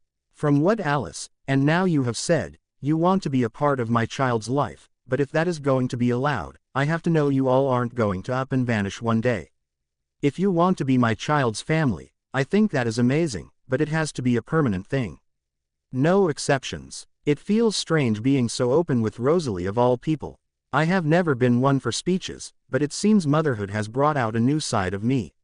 A long-winded one. She nods, her golden eyes sincere. If you allow me to be a part of this child's life, I will always be there. I know we aren't the greatest of friends, but one thing you will learn about me is that I keep my promises. I unfortunately cannot speak on behalf of the rest of my family, but from what I have heard, they are not planning on going anywhere. What about in 5 years, when you all are supposed to pass off for much older than you look? I ask, my voice a bit skeptical. Like I said, Bella, I will always be there for your child. I know you have no reason to trust me, I haven't exactly been your biggest supporter. She lets out a soft, humorless laugh. But I need this, Bella. Please give me a chance. I stare at her momentarily. The only sound in the room is my soft breaths and beating heart. How can I trust her? Any of them? Anyone? Every time I trust someone it blows up in my face. I don't know if I am prepared to take that chance with my child. But for him to have them, to be loved by them, I don't know if I can deprive him of that either. I don't think I am strong enough to push them away. I have never truly fit in with the world around me, but somehow I fit in with them. I always got a sense that with them is where I belong. And if I am being honest, I have a feeling my child will feel the exact same way. Please don't make me regret this, I whisper, looking down at my hands. I won't, she vows, and for some reason I believe her. I spent the next 2 days spending as much time with Renee as possible. She came back from her shopping trip with Alice and Esme with about a dozen bags full of toys and clothes for her new grandbaby. Not to mention the clothes Alice bought for him, but for the sake of space she is keeping most of those clothes at their house. She thought it was a good idea since she was obviously going to have to redress my baby when he came over, due to my apparent lack of style. I had asked Alice if she drove the speed limit the whole time with Renee in the car, to which she quickly responded, "Oh, there was a reason I picked her up so early." She slept the entire drive there. And the drive back? I asked, amused. Her face fell slightly, but the smile was still visible on her face. Yeah, well that was frustrating. But I got to know your mother a lot better though. Renee came back singing praises of Alice and Esme. I think it is safe to say she is just as dazzled by them as I seem to be. Her exuberant personality seems to mesh well with Alice's cheerful hurricane outlook on life. As for me, other than school, I tried to stay as close to home as possible, not wanting to go into labor too early. As silly as it seems, I don't want to miss my graduation ceremony. I am determined to break the stereotype that pregnant teens rarely graduate high school. I have worked hard for this, endured Jessica and Lauren's incessant bullying for way too long to miss the opportunity to shove my success in their faces.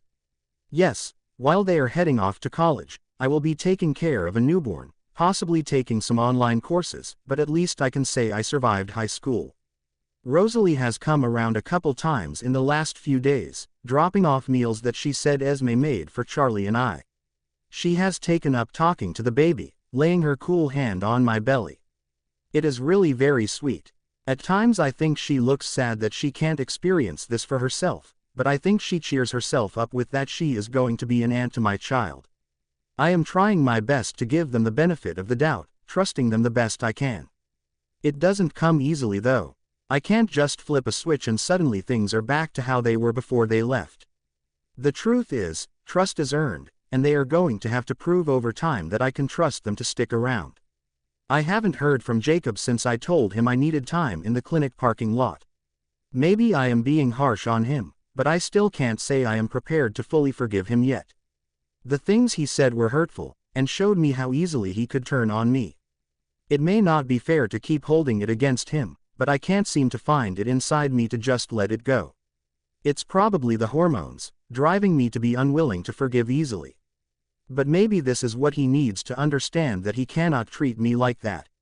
I won't be pushed around or belittled.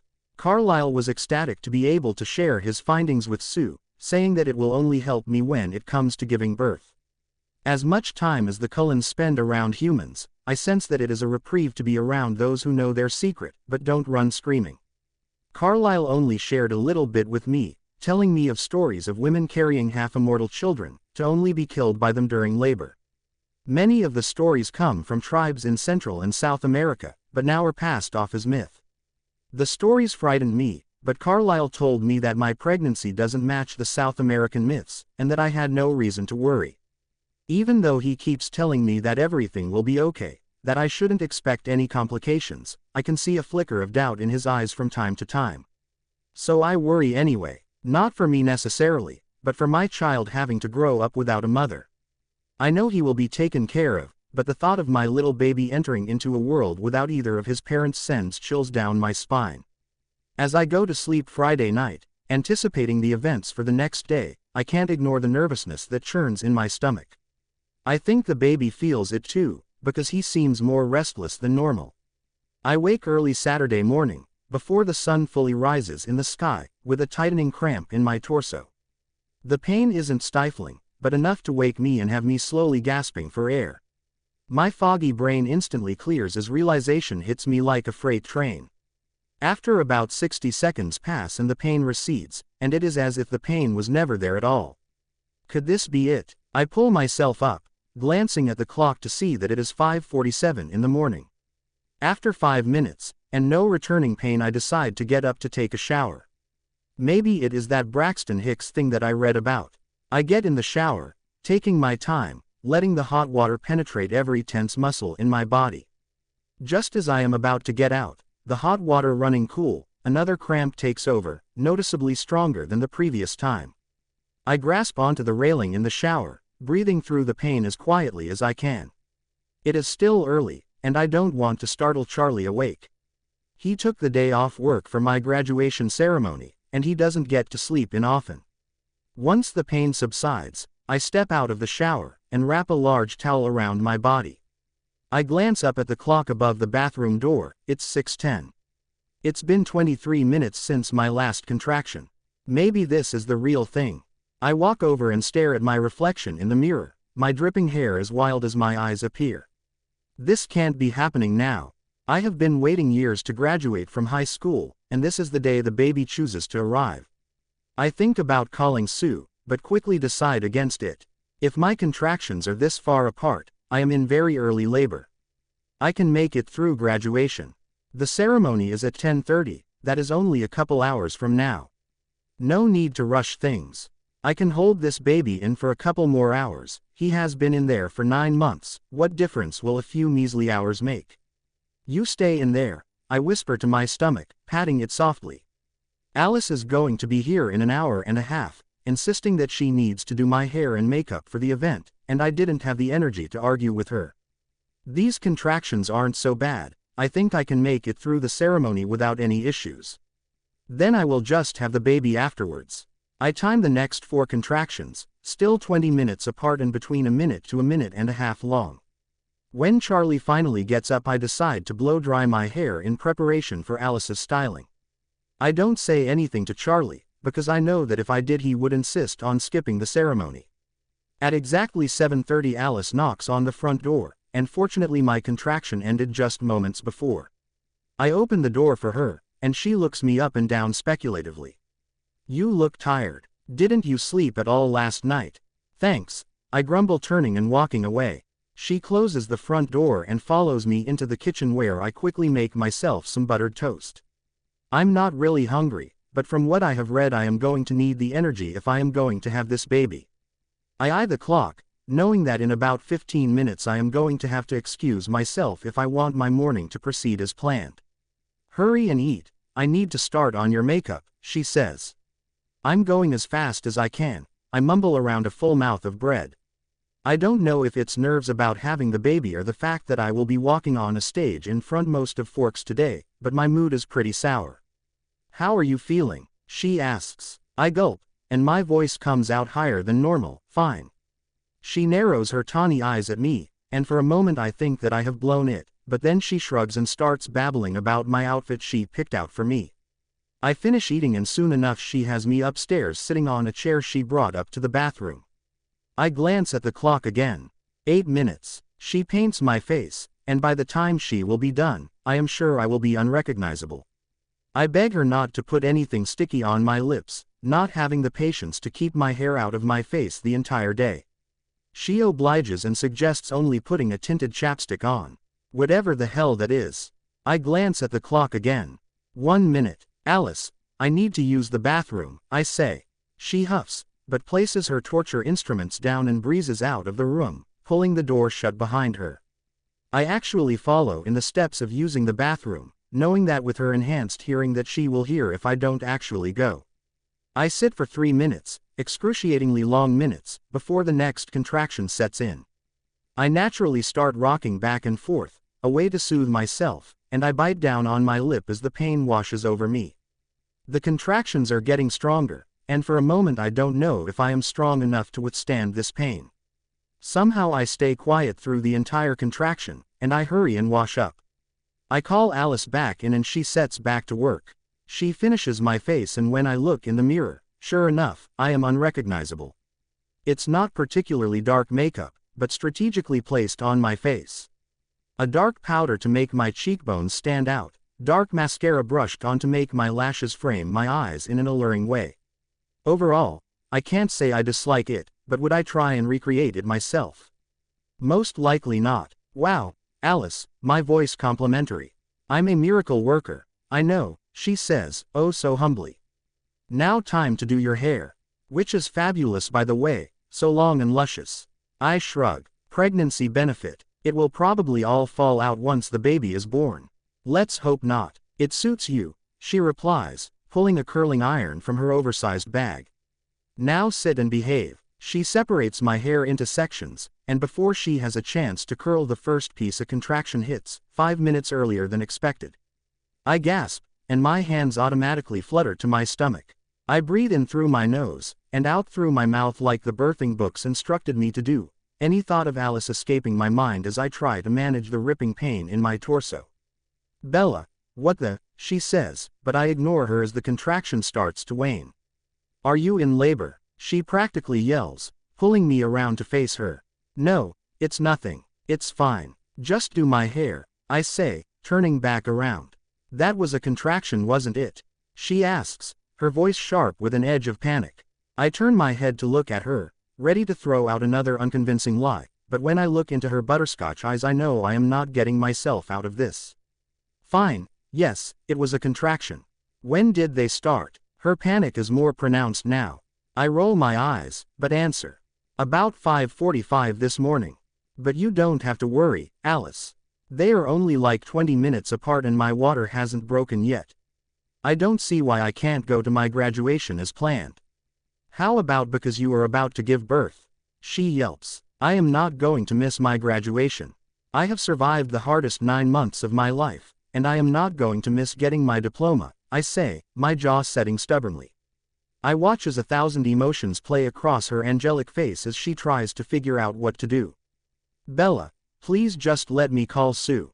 For the baby. She doesn't fight fair. She knows that this is the only thing that will get me to do what she wants. If it's for the baby's safety, I will do anything. Fine, but she has to come here and check. I'm still going to my graduation unless she tells me it's impossible. She flashes out of the room, and I briefly worry that she is not in her mind enough to remember to use human speed around Charlie. He is still around the house, and the last thing we need to deal with today is having to explain to Charlie the mythical creatures that inhabit his safe little town. She comes back with her cell phone, and I guess she has Sue's number because she is already holding the phone up to her ear.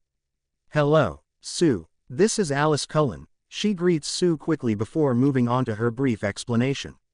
So, Bella is having contractions, but is insisting that she go to her high school graduation. She listens briefly then answers, 20 minutes, and no. She nods and hands the phone to me. She wants to talk to you. I hesitantly take the phone and hold it up to my ear. Hello. Hi, Bella, I hear you are having contractions. What time did they start? It's nice to hear her calming voice, especially compared to the worry in Alice's. They woke me up at 5:45 this morning. How long are the contractions? She asks. About a minute to a minute and a half long every 15 to 20 minutes. I answer, trying to mimic her composure. Well, it sounds like you are still in early labor, but I would like to check for myself. Are you at the Cullens? No, I'm at my house getting ready for graduation. If possible, I would like to go. I trail off feeling silly. She laughs quietly, but answers, okay, well, I will come to your house and we will discuss that when I get there. I'll be over in 15 minutes. Okay, I say. I flip the phone shut and hand it to Alice who stands anxiously to my side. I turn to her, and place a hand on hers. Alice, it's all okay. Please try to relax, it is going to help me stay calm. She takes a deep breath, and I can almost imagine her shoving all her anxiety into a large box in the corner of her brain. You're right, the last thing you need is your best friend having a meltdown. I'll finish your hair, she does just so, but I can tell it is taking all her effort to not panic. It's kind of adorable to see her so worried for me. But I have a strong sense that my body knows exactly what to do, no matter how painful it is going to be. She pins each curl up to let them set after letting them out of the iron. All too soon though another contraction takes over my body, and Alice stops what she is doing to crouch down in front of me. I am practically panting from the pain that is coursing through me. It's like my stomach and pelvis are being twisted and torn. It makes the pain of James breaking my leg seem like a brush of a feather. Deep breaths, Bella, Alice says, giving me her hand to squeeze, even though it is like squeezing a rock. After about a minute the pain subsides, and it takes me a moment to rebound from the intensity of the contraction. I don't understand how it could get worse than this. When Alice stands up, I hear 2 sets of heavy footsteps walking up the stairs, followed by Charlie's concerned voice. They both appear in the doorway, and I groan when I see Charlie's face. I guess the cat is out of the bag now. You're in labor, he asks, and I can tell it taking a lot of effort to keep his voice calm. Kinda, I say bashfully. Why didn't you tell me, kid? He asks. I didn't want to worry you. It's still really early. I'm still going to graduation. He huffs. Like hell you are. Sue steps into the room, her voice gentle yet commanding. Okay, let's just take this one step at a time. She turns to me and holds out her hands. Let's go to your room and chat. I take her hand, leaving a worried Alice and a disgruntled Charlie in the hallway. She questions me about the various parts of the morning and does a cursory exam. I tell her how I feel about going to graduation, and she listens attentively, no judgment in her expression. Well, you are only 3 centimeters dilated, so you are still in pretty early labor. If you think you can handle the excitement of graduation, and as long I and Dr. Cullen are there to keep an eye on your condition, I don't see an issue with you going, she says. Though, Bella, if your water breaks we are going straight to the Cullens, are we clear? I nod in agreement, once again thankful that she is here on my side. We walk out of the room, and Charlie is pacing outside the door, and looks up expectantly when we come out. Are we going to the Cullens now? He asks, pushy. No, I am going to graduation. Sue said it is fine. He starts to protest but I hold up a hand to silence him. Dad, I am the one pushing this baby out. I am doing this my way. Sue and Carlisle will be there, and if my water breaks we will leave immediately, okay? Charlie scowls, mumbles something under his breath and stomps in the direction of his room. I laugh cynically, knowing this must be driving him crazy. Alice steps out of the bathroom and gestures for me to come back in. Come on, let's finish. I'm going to call Dr. Cullen, so he is prepared, Sue announces, and I am still a little bewildered to hear her talk so mildly towards Carlisle. She walks down the stairs and I go sit back down for Alice to finish my hair. Alice pulls the dress carefully over my head, not wanting to mess up her masterpiece. I just finished having another contraction, and Alice is figuring out how to help me through them the best she can. Sue showed her how to put counter pressure on my hips from behind. She whispers soothing things throughout the contraction, and I am suddenly glad she is here. I turn to look in the mirror at her dress selection, and am happy to see how it shows off my belly. It's my last day with my beloved baby bump, so it is nice to see it on display. It's a very fitted, T-length, sweater material dress with no sleeves. It has burgundy, black and beige colored, large horizontal stripes all down it.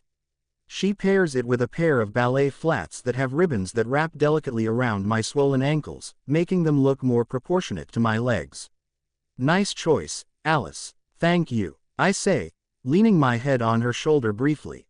Anytime. You look dazzling, she says, and I think I sense a note of intuition, but I try to ignore it the best I can. No one is going to see it under this hideous yellow monstrosity though. She complains, her voice full of disgust as she pulls my graduation cap and gown out of the closet. They really did choose the ugliest color in the world for the graduates, canary yellow. I'm going to look like Big Bird, I laugh. She giggles, and shakes her head. You will not, and if anyone says so, I will break their necks. I sigh, sincerely hoping she is joking.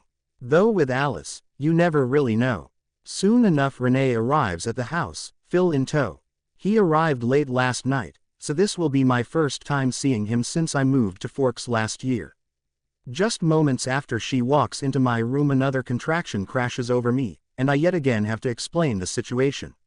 She seems a little disturbed by the fact I am still going to graduation, but doesn't fuss too much. Having done this herself, I have a feeling she knows there isn't much use arguing with a mother in labor. She helps me into my yellow gown and Alice places the cap on my head in a way that doesn't mess up the curls in my hair. It's a little strange, it's almost like it hasn't fully hit me yet that I am just hours from having this baby. It doesn't feel real, my contractions are brutal, and I struggle each time to not let the animalistic sounds get too loud for fear that my support team will call it time to give up on graduation. I can't fully explain why it is so important to me to receive my diploma today, but somehow it feels like something I have to do. It's the last thing I get to do as a youth, before I am thrown into the life of motherhood. Yes, a part of me wants to prove Jessica and Lauren wrong, but it is more than that.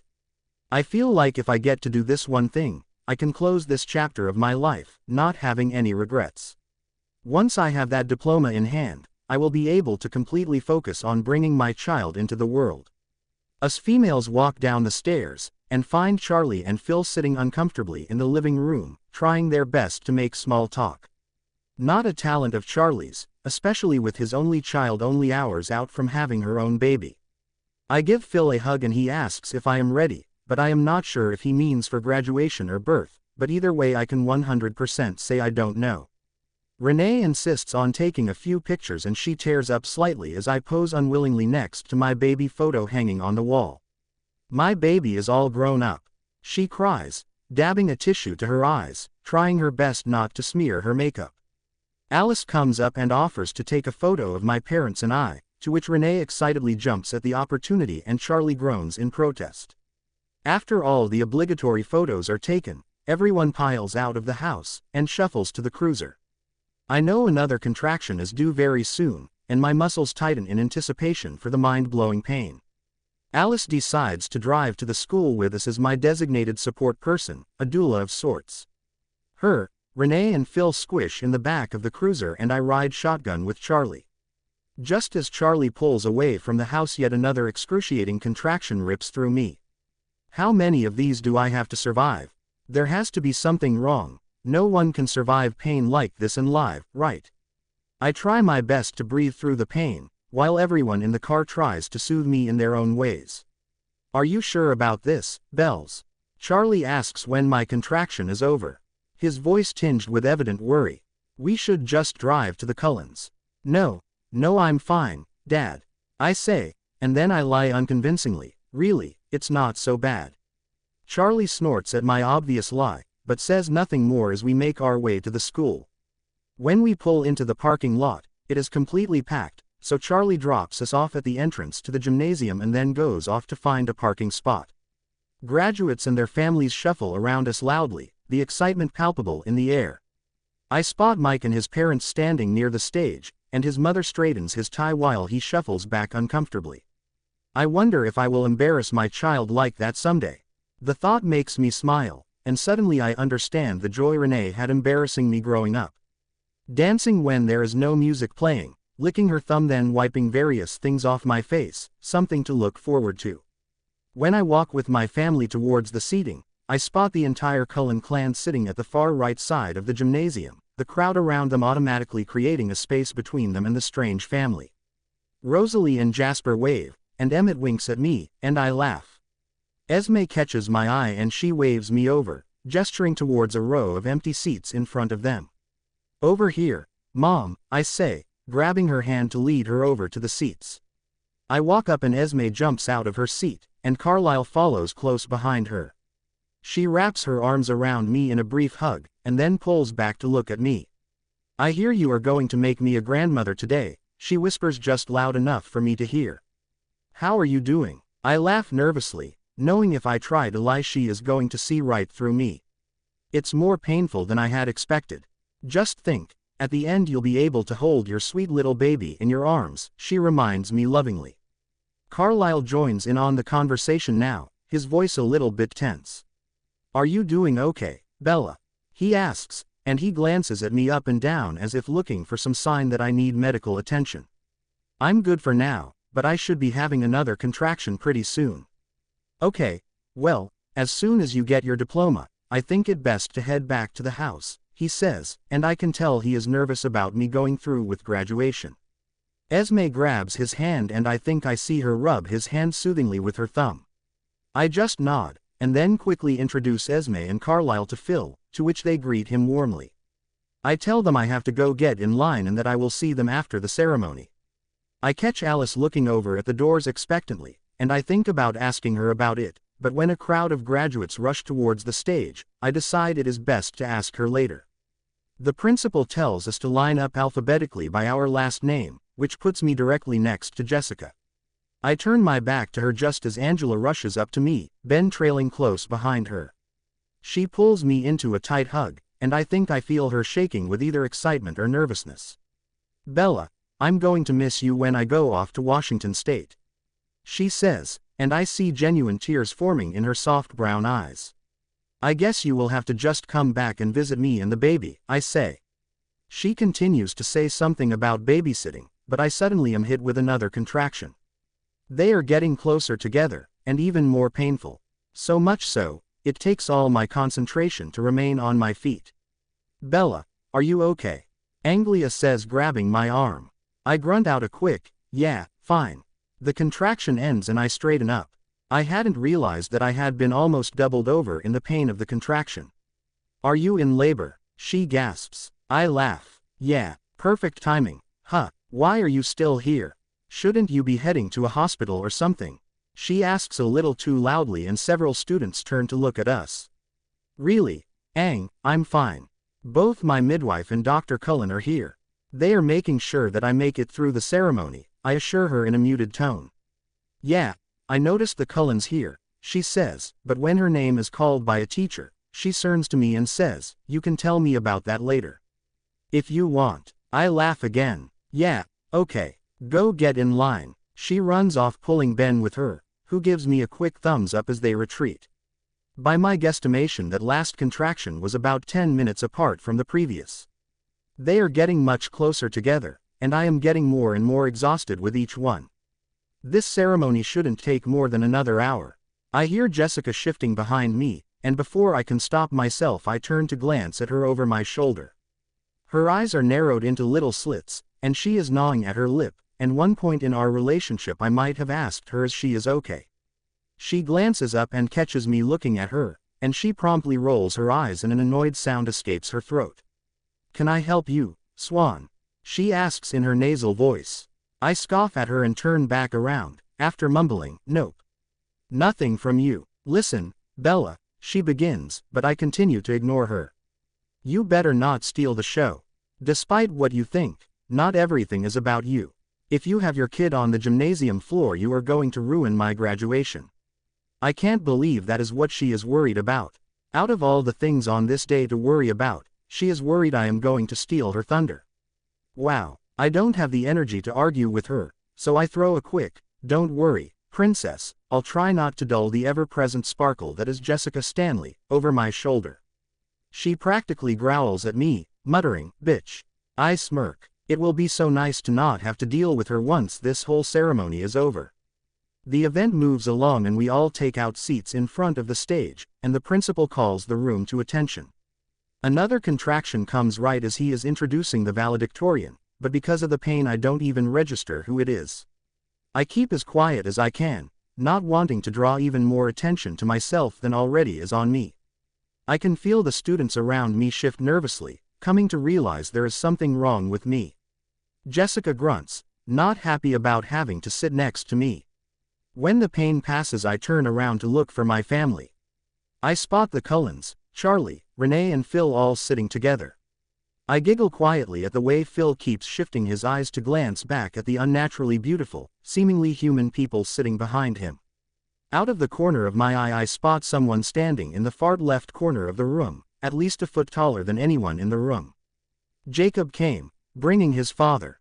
Him, Billy and Sue remain in the back, and I wonder if Billy and Jacob know about me being in labor. I turn back around, pretending to listen to the speeches coming from the stage, but really just wanting to get to the graduating portion of the event. I count the minutes by keeping track of my contractions, and 3 pass before names start getting called to go receive their diplomas. As exhausted as I am, I have to admit that I am impressed with my ability to remain relatively quiet despite the pain through every contraction. I begin to get nervous, knowing that in just a couple minutes that I am going to walk across the stage. I silently pray that I don't have another contraction until after I receive my diploma. If I can just get across the stage, we can leave immediately, because I don't know how much longer I can take this. James Peterson, the principal calls, and a teacher gestures for my row to rise to walk to the stage. Here we go. Kimberly Paxton, Josie Quinn, Pedro Ribeiro. Oh come on. Jessica Stanley. Okay, my turn. By my guess I have about 3 more minutes until the next contraction hits. Isabella Swan. I wobble up the steps, and cross the stage carefully. Whoops and whistles fill the room, and I think I can make out Emmett's cheering. The principal puts the diploma in my right hand and shakes my left, pausing for pictures. As I look out over the crowd I scan for my loved ones. I spot Jacob clapping, and Emmett standing and pumping his fist.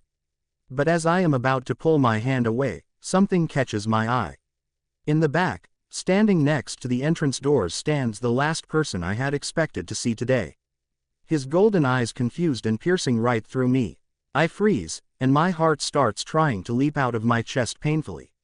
Time seems to stand still for the few seconds that our eyes meet. I can't believe he's here.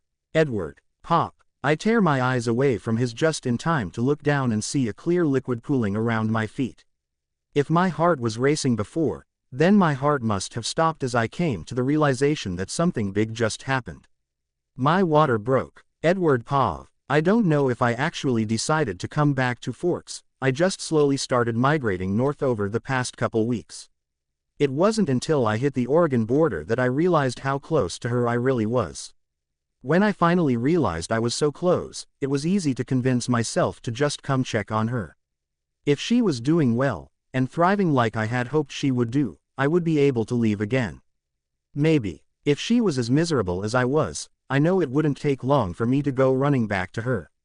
I was just going to make sure she was okay. I suppose I could have just asked Alice to look into Bella's future to see if she was doing okay, but that isn't what I wanted. I know Alice has probably seen me heading towards Forks, and I am sure I have a few texts and calls about it, but I for the most part leave my phone turned off. I tell my family it is to conserve its battery, but they aren't stupid. They know I can't bear to talk to them. I was standing on a cliff overlooking the ocean in Oregon, trying to convince myself to go back to South America rather than going to Forks. If I was strong, I would. I decided to turn on my phone to see how many times Alice bombarded me with messages, but was surprised when I only had one message from her waiting. Bella is graduating from high school Saturday. I flipped my phone shut and stuffed it back into my pocket, not knowing how I felt about the message. It didn't surprise me that Alice knew when Bella was graduating. I have suspected all along that Alice has been keeping track of her from the sidelines, despite my firm orders not to. From my brief conversations with Carlisle I know that they are doing their best to keep her from running back to Forks herself. I felt some guilt over making Alice leave her best friend behind, but not nearly as much guilt I felt for putting Bella in such mortal danger the night of her birthday. Without much thought my feet started pulling me north again, and even though I didn't want to admit it, I knew I was going to go see Bella graduate. I stopped briefly in a department store in Salem to pick up some new clothes. The sales lady looked at me distrustingly, even more than usual with my ripped and filthy clothing. Maybe I should get Roy to keep an eye on this dude, giving me serious serial killer vibes. She thought, staring at me as I grabbed a shirt and a pair of pants off the racks. And that is how I ended up here, running through the forest just outside of Forks. When I make it into town, I spot a flyer hung up on a corkboard outside a small gas station, saying that high school graduation will be at 10:30 today. Only in a town of this size would they put out flyers inviting townsfolk to the local high school graduation ceremony. I flip open my phone and see that it is currently 11:01, and I panic thinking I missed it. I begin running to the school, and within 3 minutes I am walking out of the forest on the school's property. As soon as I step into the parking lot the scent of my various family members hits me like a ton of bricks. I glance into the rows of cars, and sure enough I see Carlisle's Mercedes and Rosalie's BMW parked in the easternmost area of the lot. I growl, blinded with anger. What the hell are they doing here? Edward. Alice's mental voice pulls me attention away from my anger. I know you're pissed and you can lecture us later, but get in here. Now. She has no idea how much trouble she is in. I can't believe all of them are here. And no one even bothered to call and let me know they were coming back. Fuming, I walk into the building and another strong scent hits my nose, a revolting scent. Werewolves. I walk through the doors and start scanning the room for the dogs, but before I have a chance to find the owner of the offensive scent, something more important captivates my attention. Isabella Swan. My old principal calls, and my eyes automatically are pulled to the form of the love of my life. Something is off though as I watch her struggle up the steps to the stage. Her mahogany hair is much longer than when I left, and styled into large loop curls. I lock onto her ethereal face, flushed and drawn in intense concentration. She is more beautiful than ever, and it takes all of my strength to keep my feet in place.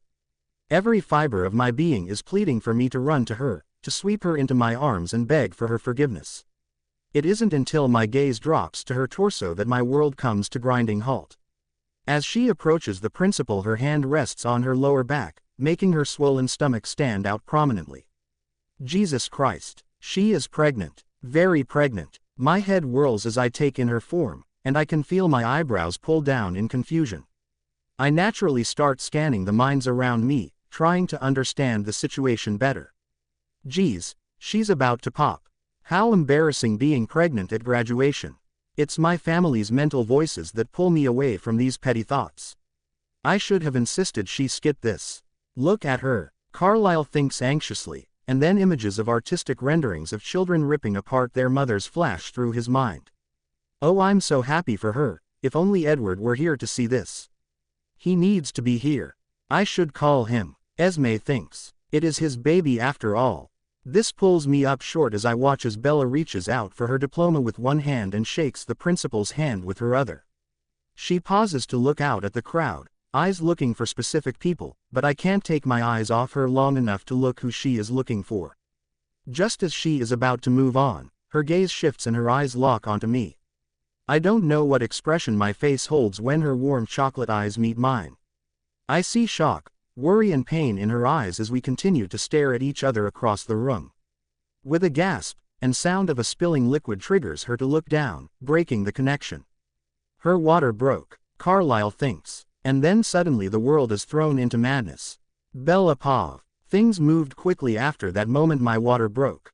I barely got time to register what happened before Carlyle was suddenly next to me, guiding me off the stage. Everything in the next 2 minutes happens in a haze, and the next thing I realize is that I am outside with many different voices shouting and murmuring anxiously. I begin to look around for Edward, wondering if I just imagined him here. But my eyes land on him, several people surrounding him. It takes time to realize what is happening, but I slowly register the shouting voices. You have no right to just show up. Charlie's commanding voice booms louder than anyone else's. Charlie, calm down, Renee says, grabbing his arm as he steps closer to Edward, who seems to be in shock. His eyebrows are pulled down low over his eyes, and his head is slowly shaking from one side to the other. Some instinct in me gets triggered as I make my way over to them, Esme supporting me most the way. Edward's gaze turns to me, and I think I see pain and confusion on his golden eyes. Listen here, Edward, Charlie continues to rage, and I notice Jacob standing several feet back, barely controlling the tremors running through his body. If you think you can just show up, after what you did. Charlie, stop, someone shouts viciously, and when it falls silent and everyone turns to look at me, I realize the outburst came from my lips. Words just start flowing from my lips, and I barely understand my own line of thinking. You can scream and yell at him all you want after I have this baby, but right now is not the time, Dad. But, he sputters, but I cut him off. No, I am leaving to have this baby, and if he so pleases he can come along. After all, this is his child too. I turn and look at him, asking him with my eyes if he is coming, to which he nods. I have plenty to say to him myself, but you are just going to have to wait in line. Okay, we need to go now, Alice's cool voice cuts in, wrapping her arms around my shoulders to guide me to the car. Edward, let's go. He steps with us, still keeping his distance. I see Jacob take a step forward, but when Jasper and Emmett step towards him he hesitates, and looks down at Billy. Billy shakes his head and without another glance in our direction Jacob takes Billy's chair and wheels him away. As I am being towed away I see Phil and Renee trying to coax Charlie into his vehicle. Carlisle, Alice, Edward and I walk towards the Mercedes where Alice helps me into the back before sliding in next to me. As soon as I am buckled Carlisle is speeding out of the parking lot and Edward turns to Alice. "Does anyone want to tell me what the hell is going on?" he asks, glancing at me briefly. "Oh, keep up, Edward. You got her pregnant, and she is about to have your baby," Alice says impatiently. He turns to Carlisle, and says, "How is this possible?" Him and Carlisle start discussing the possibilities of my mysterious conception, but I don't have the energy to listen closely. Even though my brain is too muddled to understand Edward's words, I listen to his beautiful voice as I lean my head against Alice's shoulder in exhaustion. I can't believe he is here. And now, this isn't how I imagined our reunion to be. In my head I had some control over how he found out, had some composure. This is the least composed I could possibly be. I barely have the energy to think of the embarrassment of my water breaking on stage in front of all of Forks. "It could kill her," Edward says, his voice panicked. This breaks me out of my stupor and I start trying to concentrate on the conversation. "Edward, her pregnancy is relatively normal. I don't think we have to worry about delivery. Plus I will be there if something happens," Carlisle soothes. "And what about Renee and apparently the local dogs? What do you think they are going to make of this baby if it rips her to shreds?" he demands. Alice breaks in. "We will deal with it as it comes, Edward. Everything will be fine." Edward narrows his eyes at his sister, and it hits me in the wrong way. He left 9 months ago to show up again and berate his family. He hasn't even said one word to me. Maybe Alice was wrong. "What does it matter to you?" I growl. He turns and stares at me wide-eyed. "I mean, you left 9 months ago, and then you just show up at my high school graduation. Not say a word to me, but start yelling at your family." I yell, and I can feel myself getting emotional. "We have figured this out without you, because you were down in South America doing God knows what. So, just do me at least one favor and just calm the fuck down." Both Alice and Carlisle stifle their laughter, but Edward stares at me with his mouth dropped open. I see different emotions in his eyes as he processes what I said. His mouth closes and he nods solemnly. "You're right. I'm so sorry, Bella." Before he can get out a more detailed apology another contraction washes over me, and it is somehow stronger than any contraction I have had before. I grip onto the door handle and, my teeth clench shut holding in the scream that I wanted so desperately to let loose. Alice starts murmuring calming, reassuring words and I don't have the power to open my eyes to see Edward's reaction. A groan makes it through my clenched teeth, and I silently pray that we got to their house soon. After about 30 seconds the pain eases and I relax my grip on the door. I lay my head against the headrest, gasping for air, exhaustion coursing rapidly through my body. "I can't do this," I say somewhere between a whine and a sob. "Shish, you are doing amazing, Bella. We are almost there," Alice says, but I don't know whether she means we are almost to her house or if I am almost done. I open my eyes to see Edward looking at me, 1,000 apologies written all over his beautiful face. We stare into each other's eyes for a long moment, and for that time I don't care that he left. I want him to wrap me in his arms and tell me it's going to be okay. Don't get me wrong, I have quite a lot to say to him, when I have the energy, but now is not the time. Our gaze doesn't break until we screech to a stop in front of their house. Alice hops out and runs around and opens the door for me to climb out. Edward stands a foot away, arms extended as if to catch me if I fall. "Okay, get her up to the room, I'm going to get things ready," Carlisle calls before disappearing into the house. Alice must get tired of my slow pace because she swings me up into her arms and zooms into the house and up the stairs. She stops outside what I remember to be an extra room in the house. She sets me on my feet, but keeps her arms around me. When she opens the door I am surprised to see it turned into a nursery/birthing room. A large inflatable tub with hose running from it to the bathroom sink sits in the middle, along with a yoga ball, a peanut ball, and anything else you could think of for laboring. My eyes scan around to see a lovely white crib with a canopy at the far wall under a large window, a changing table that seems to go with it, and a rocking chair. Wow, Alice, I gasp. She shrugs and helps me into the room. It was mostly Esme. She wanted you to be comfortable. She asked Sue what kind of things you would need, and then she did some shopping. The tub, I asked. She mentioned you had wanted to try a water birth. I am so shocked to see all the effort they went through that it takes me a while to see Edward standing in the hallway hesitantly. I turn to fully look at him, and he looks terrified. Not an expression I have seen much on his face. Alice senses the tension, and mutters something about getting the house ready for guests, and flits out of the room silently.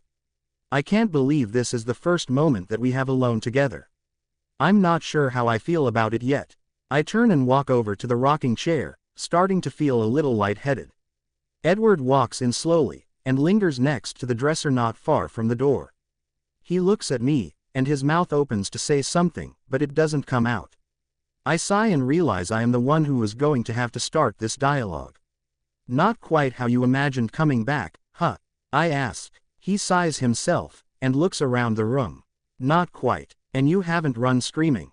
I ask, remembering how he expected me to when I first learned about him. His mouth pulls up on one side, but the smile doesn't reach his eyes. No, not yet. It's awkward as I wait for him to say something, but eventually he does break the silence. Bella, I'm sorry, I'm not good at this. I should be on my knees begging for forgiveness, and I will if that is what you want. A million things keep running through my brain trying to figure out how I could have been so stupid and hard-headed. Edward, I say, cutting him off. I know you want to apologize, and I promise to give you the opportunity to do that, but I am about to have a baby. I am so tired already, please just wait. He nods, and slowly walks over and kneels next to me. You're right, now is not the time. Tell me what you need. Tell me how you are feeling about this baby, I answer quickly, and I am suddenly scared of his answer. He stares into my eyes, and it's like I am being pulled into the golden embers like a moth to a flame. I don't understand, this shouldn't be possible, and I'm scared of what this creature could do to you. I scoff at the word. Creature. It's a baby, Edward. It's just a baby. Pain in his eyes flare. We don't know that, Bella. What if it's like me? A monster. The idea of my baby being a monster is laughable. He hasn't been here to see him grow in my body, he hasn't experienced the process. I just look at him, not knowing how to answer. We have had this conversation one too many times, and we always ended in an impasse. What did you say? He asks. Suddenly his face is confused. I raise my eyebrows, wondering if I inadvertently answered his question without realizing I was talking. I didn't say. I start, but he holds up his finger to silence me, and he tilts his head slightly. Say something, he commands. I gasp as he reaches his hands out to lay both gently on my stomach. Like what? I say shakily. He smiles, and whispers, he likes your voice. I gasp, tears pricking my eyes. You can hear him. He laughs, and in this moment it's like the rest of the world doesn't exist. With his hands resting on my stomach, I automatically reach out my palm and lay it on his hands. He loves you. Tears spill over, and I whisper to my baby, of course you do. I love you so much. He's not like me, he's like you. Good, pure. He trails off, but I can tell he is listening to our baby's thoughts. I didn't have to answer his question about the baby being a monster like him. The baby answered for him. And like that I saw it click in his eyes. In that moment he became a father. Edward Pav. How did this happen? How is this even possible? The time I spent with Bella intimately was the best time of my life, but I had no clue this could even be possible. I want to be overjoyed, thrilled that I am about to be a father, but even now with my palms lie on her stomach, listening to our baby's mind, I can't help the all-consuming panic of what could happen because of my recklessness. I know this child does not want to hurt her, I can tell from its mind, but does that mean that it won't? And the guilt, the overwhelming guilt that I left her to deal with this alone. She must have been so scared, so confused. Assuming she survives this, my first move will be to grovel on my knees begging for her forgiveness. She has already been much too kind to me in the brief conversation that we have had. With what I have done she should have taken one look at me, and banished me from her life. But that is my Bella, always too kind. Even for her own good. We remain how we are for a while, and I partially register the rest of my family arriving downstairs. I should go check on her. I hear Esme think, but am relieved when Alice stops her and tells her that we need a moment. It isn't until Bella tenses up, her fingers becoming powerless claws on my hands as another contraction hits. My hands flutter uselessly, trying to figure out what to do as she pants, small cries of pain escaping her lips. Alice, I call, not knowing what to do. Within seconds Alice, Esme and Rosalie enter the room. Alice rushes to Bella's side, and begins rubbing soothing circles on her shoulders, trying to coax some relaxation into Bella. He looks awful, Rosalie thinks, and I shoot her a glare, not in the mood to deal with her snide comments. Though it takes me slightly off guard when her thoughts don't become hostile towards Bella. Quite the opposite actually. When did this happen? I should get the water running. The contraction ends after 47 seconds, and her muscles start to relax. I automatically start murmuring apologies, wishing that somehow I could switch positions with her.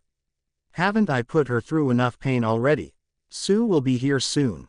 Let's get you changed into a bathing suit so you can get into the tub after she checks you. Alice says, pushing me out of the way lightly to pull Bella to her feet. I take that as my signal to give her some privacy and I make my way to the door. I turn to look at her one more time, and she happens to be looking at me as well. She looks tired. I glance at Esme, wanting to know if there is anything I can do. She will be fine. Go get some fresh air for a couple minutes. We will take good care of her. She reassures me. I nod and turn to leave. It isn't until I am out of the room that I register how dry my throat felt being in the room with Bella. At one point the call of her blood was all-consuming, and it took every ounce of my self-control to not kill her. Now, my worry for her well-being outweighs any animalistic need of mine. I glide down the stairs and into the kitchen where I hear Carlisle working. He's preparing towels and blankets that I assume are for the baby. He looks up at me when I approach and a small smile appears on my face. You look terrified, he teases lightly. I am, I say. We will take good care of her. He thinks and an image of Bella's midwife pops into his mind. She's Quileute, I say, more of a statement than a question. I remember seeing her at the school, and how she seemed to care for Bella deeply, in a motherly way. And the way she didn't shy away from being so near my family. How strange. Somehow we have gained her trust. It's quite fascinating, isn't it? He muses more to himself than to me. Where is Jasper and Emmett? I ask. Emmett took Jasper hunting, just in case. I flinch as Carlisle briefly remembers Jasper lunging at Bella last fall. He realizes his slip and looks up at me apologetically.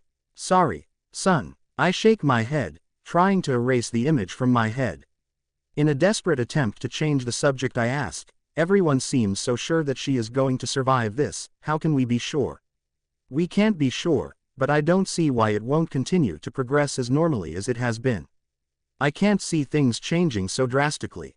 He thinks this, but I can feel the doubt in his mind, so his words don't really put me at ease. But before I have time to question him more, I hear two vehicles pulling onto the drive to our house. Renee's voice comes loud and clear, worrying about her daughter, and whether Charlie is going to lose it again. I wouldn't blame him if he did. The other car is the midwife, Sue. I don't know her, but I am immediately grateful that Bella has her for this process.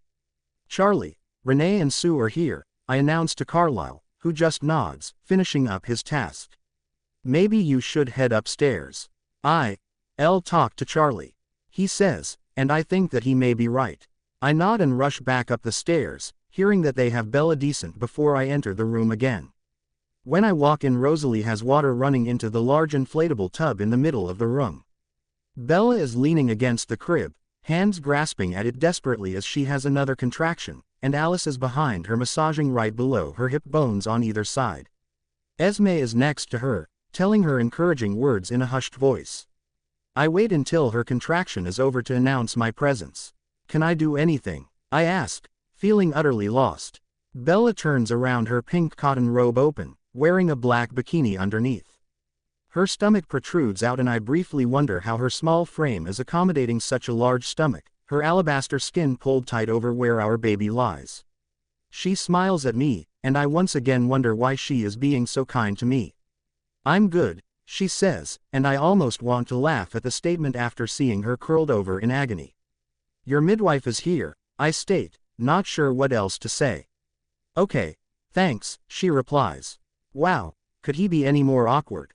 It's a wonder how he got her pregnant in the first place. Rosalie thinks, and I roll my eyes at her. She just shrugs and leans down to test the temperature of the water. I hear Sue and Renee making their way up the stairs and Esme goes out into the hall to show them where we are. I step out of the way of the women, leaning against the far wall, arms crossed over my chest. I can't believe this is happening. My baby having a baby, Renee's inner voice practically shouts at me, and I am once again taken off guard by the clarity of her thoughts. The all three walk in, chattering about Bella's labor, and I can't help wondering if this is how all births are. Family and friends all together, ready to welcome the new addition to the family. Bella, how are you? Sue asks, walking over to where Bella sits on the rocking chair. They spend a couple of minutes talking about where she is in her labor, and it is decided that Sue is to check how dilated she is. After looking around the room, a slight blush on her face, Bella stands and starts to pull her suit bottoms down. I can step out, I say, not knowing if she is comfortable with me being here. She shrugs and says nonchalantly, it's nothing you haven't seen before. The women all laugh quietly at my expense, and I think I see Renee cringe a little bit. I just nod and lean back against the wall. Poor thing, just thrown into the deep end. Sue thinks, a little humor in her mind. She has no idea. This is all new to me. Sue leads her over to a small bed in the corner of the room, but I keep my eyes trained on the window across from me, wanting to give Bella as much privacy as I could manage.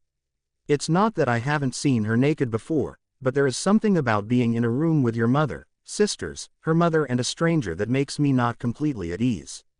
Sue is quick and before long she is helping Bella back into her bottoms. Well, you are 7 centimeters dilated, Sue says, and Bella gasps silently. How much longer do you think it will be? Bella asks, and I can tell she is already tired of labor. Poor girl, it should be soon. Why don't you get in the tub, it should help a little. Bella nods, and walks over to the tub, which is now almost full. Rosalie checks the temperature one more time before nodding her head. Feels good to me. Test it, Bella. I can always add hot or cold water. Bella walks over and leans down to feel the water. It's perfect. Thank you, Rose. So odd to see this dynamic. Bella steps in and I move over to give her my hand so she doesn't slip. She eyes my hand for half a second before taking it. She slowly lowers herself in the tub, and I can see the muscles in her back relax automatically. Feels good, she whispers. Esme turns to Renee and suggests that they go down and prepare lunch for everyone, but from her thoughts I know she is just trying to give Bella a little breathing air. Renee and Rosalie step out, leaving Sue, Alice and I to take care of Bella. I kneel down next to the tub, about a foot from where she now has her head laying. Her eyes are closed and I am hoping that she will be able to get some rest during these intermissions between contractions. Sue starts closing the blinds, making the room dark, but goes to her bag and pulls out about a dozen fake candles to place around the room. I think about asking her why bother with the mood lighting, but Bella visibly relaxes when the light is dimmed, so I hold it in. Edward, Bella asks, breathy, but keeping her eyes closed. Yes, I answer. I missed you, she whispers just loud enough for me to hear, though I know Alice heard as well. My dead heart swells at her beautiful words, and once again I wonder how could I ever deserve her. I missed you too, I say. Her face tweaks in a way that I think she is going to object, but before she gets to say anything another contraction hits, getting closer together with each passing one. Once again I don't know how to help, my hands fluttering over her hands that are clawing at the vinyl of the tub. He doesn't know what to do, Sue thinks, and walks over to me. Just touch her gently, massage her shoulders, tell her it's going to be okay, she instructs me. I shift closer to Bella so I am on my knees right in front of her. I begin massaging her shoulders, careful not to hurt her. Her hand shoots out and grasps my wrist, and if my heart could beat, it would be beating out of my chest. To feel her touch, I have really missed her. She moans loudly, and I can tell this contraction is stronger than the previous. She has been relatively quiet with the others, and I can tell she just can't hold in the pain anymore. You are doing great, Deep breaths. Bella, I whisper. She whines, and her grasp on my wrist gets tighter. If I were human she would have probably left a bruise. After 45 seconds she relaxes, and she sinks deeper into the water, her head resting her arm. I'm so tired, she cries, and it twists my heart to hear her in so much pain. I know, I'm so sorry, I murmur. I know this is normal. If it weren't, Carlisle would be up here, but I can't help but feel guilty that she has to go through this. I wonder if all men feel this way when their partner is in labor. The next couple hours pass in the same manner.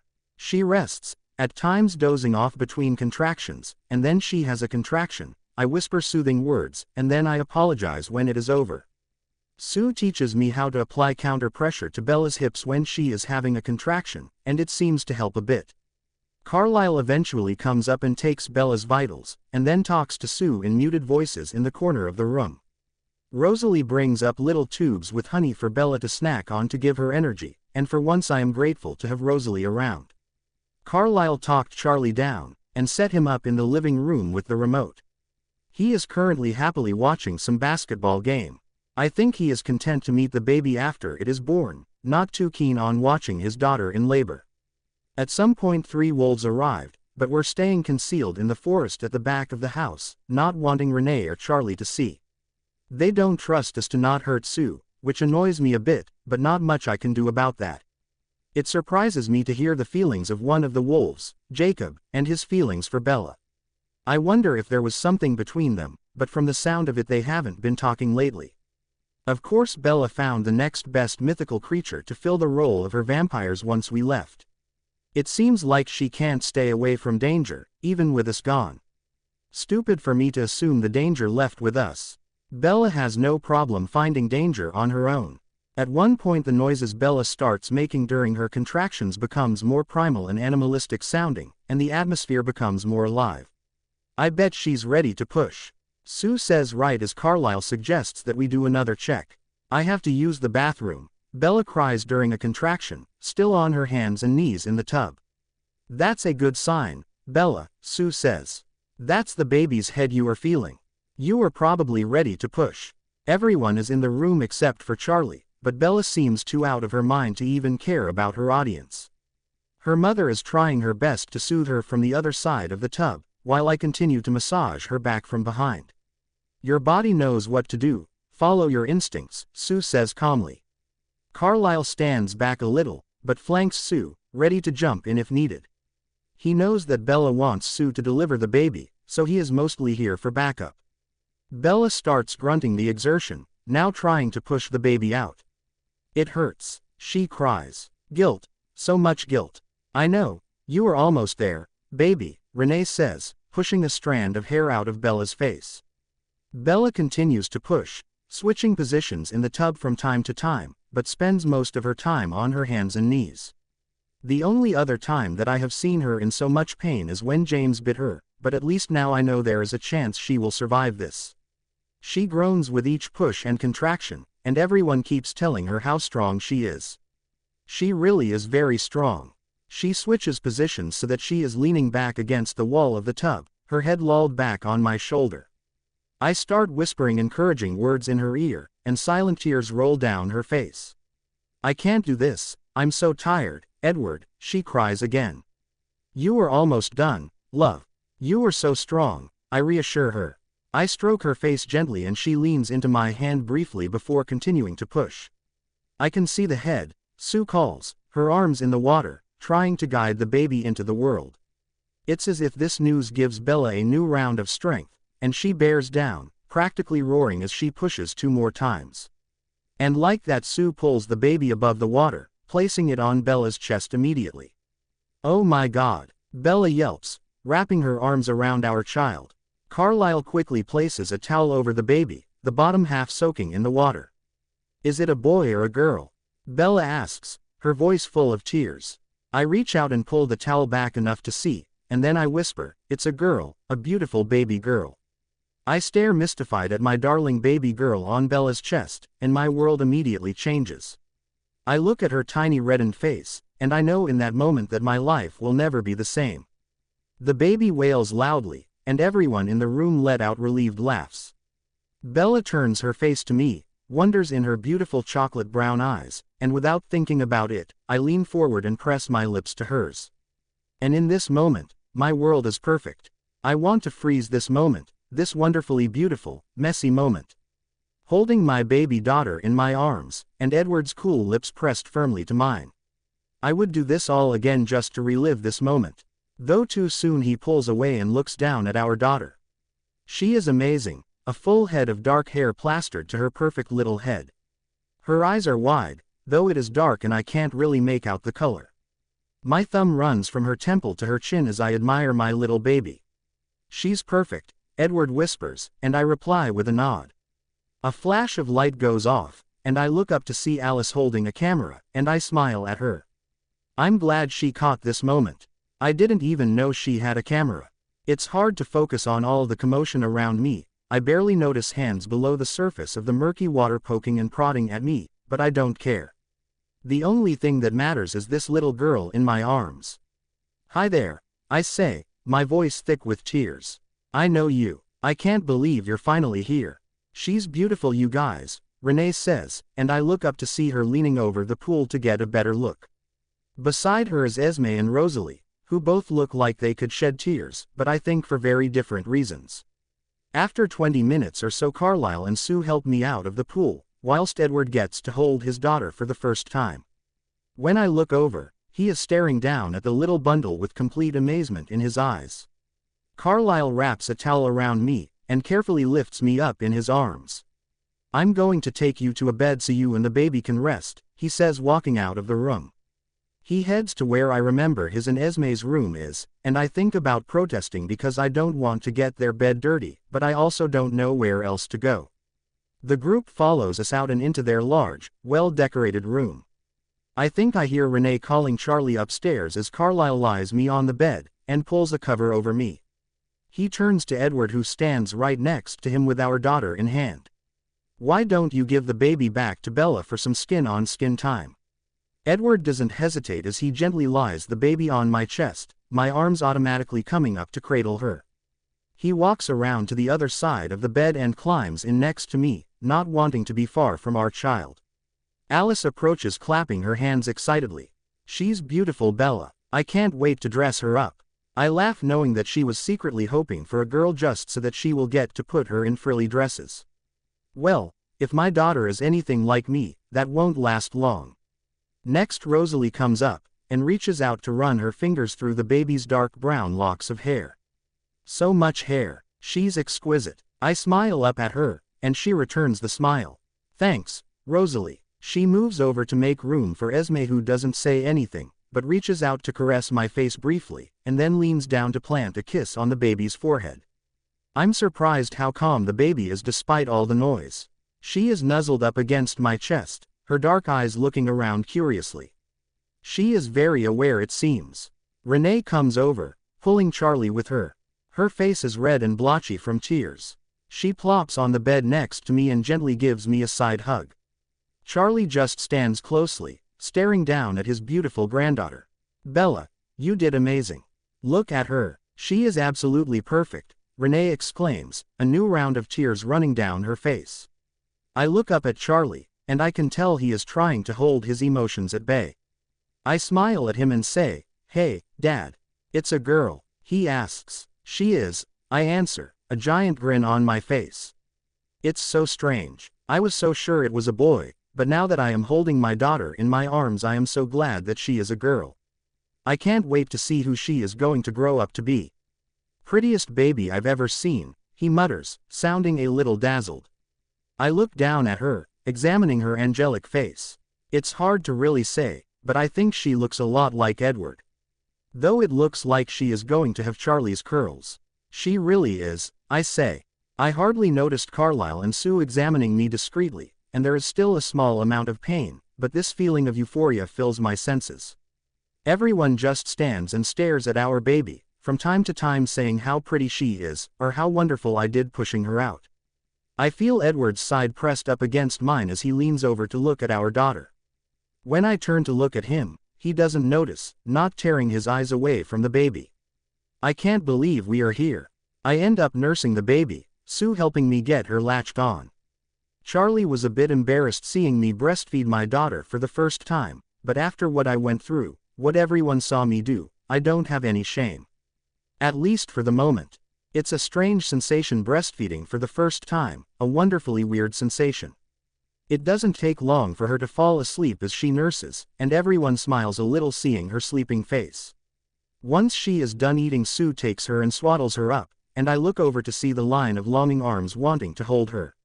When Charlie looks at me, asking me silently if he can hold her, I nod encouragingly.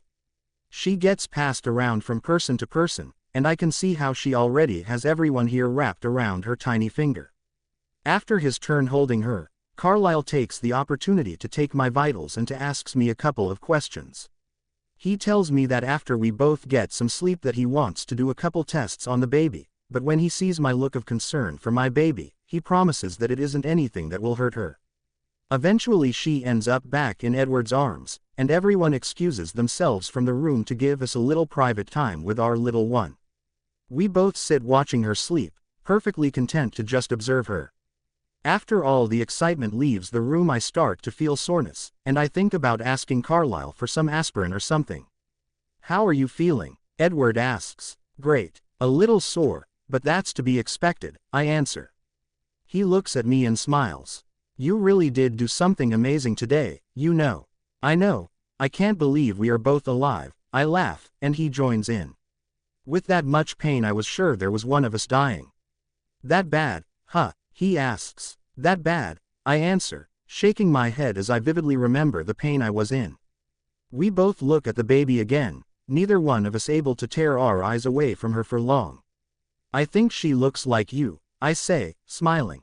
He looks at me, a stunning grin on his face. "I think she looks like you." I laugh, and shake my head. "Well, I guess we know whose child she is then. Have you picked out a name for her?" he asks, still smiling.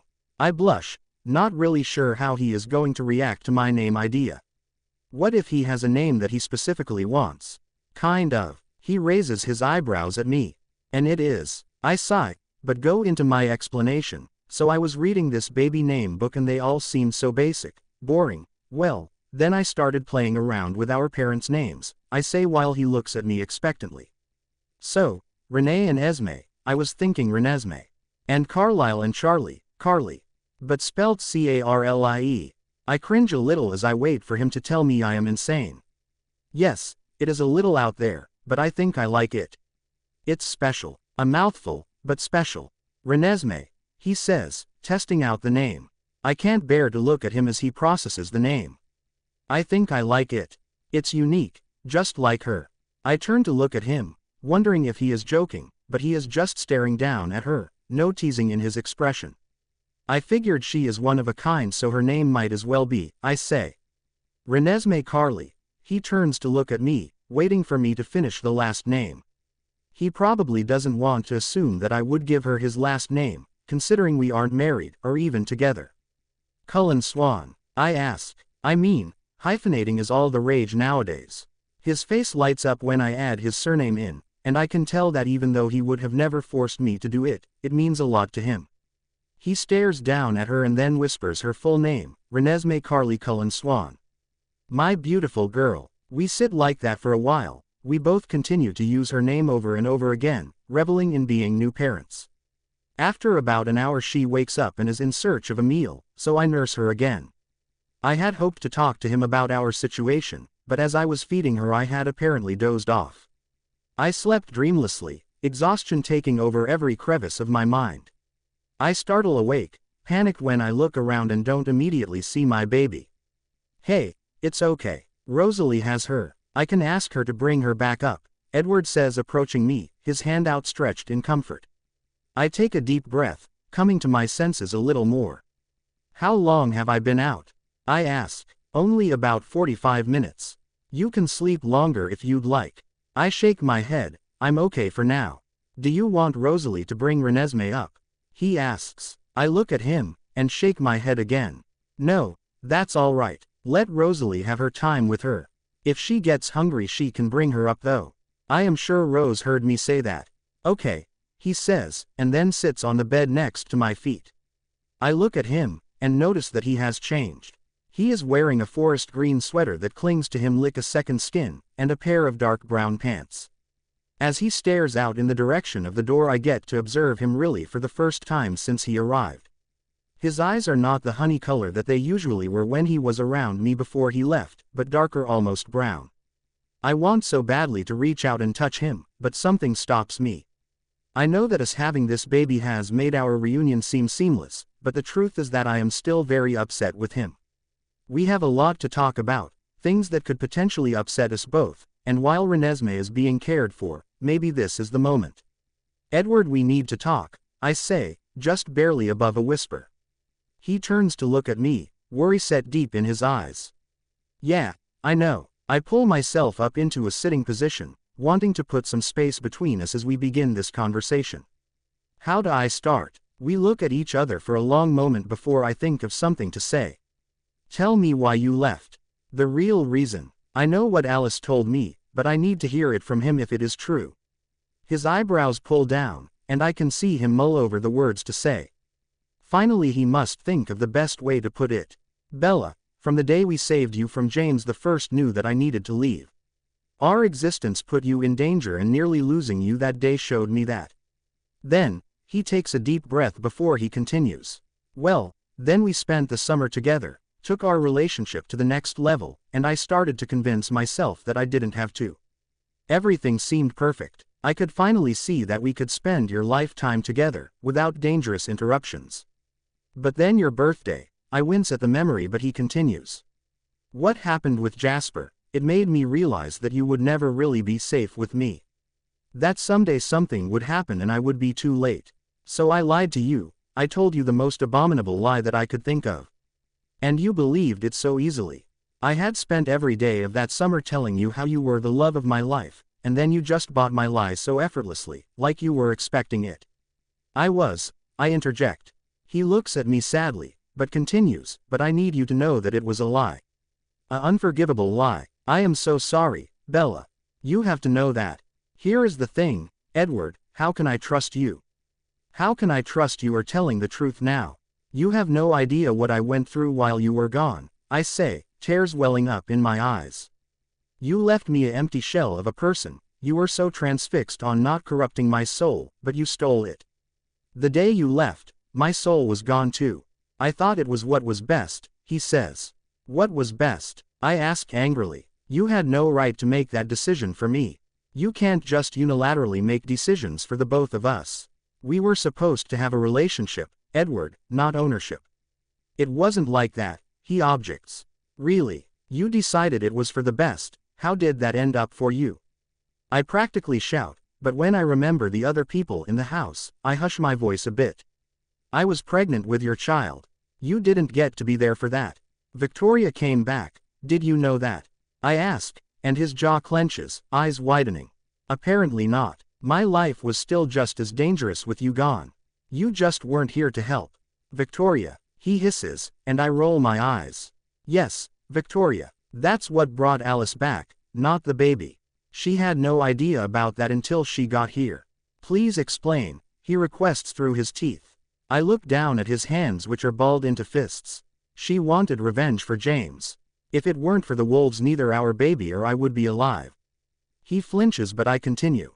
She kept trying to catch them off guard, but when Laurent, he rages, getting to his feet and cutting me off. I roll my eyes at him.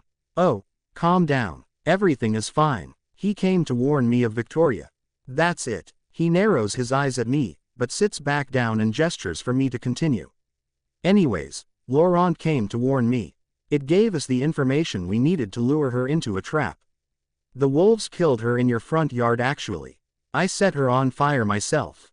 You were that close to the fight? He asks anxiously. Of course, that's the only thing he took from the story. Does it matter? It wasn't much of a fight anyways.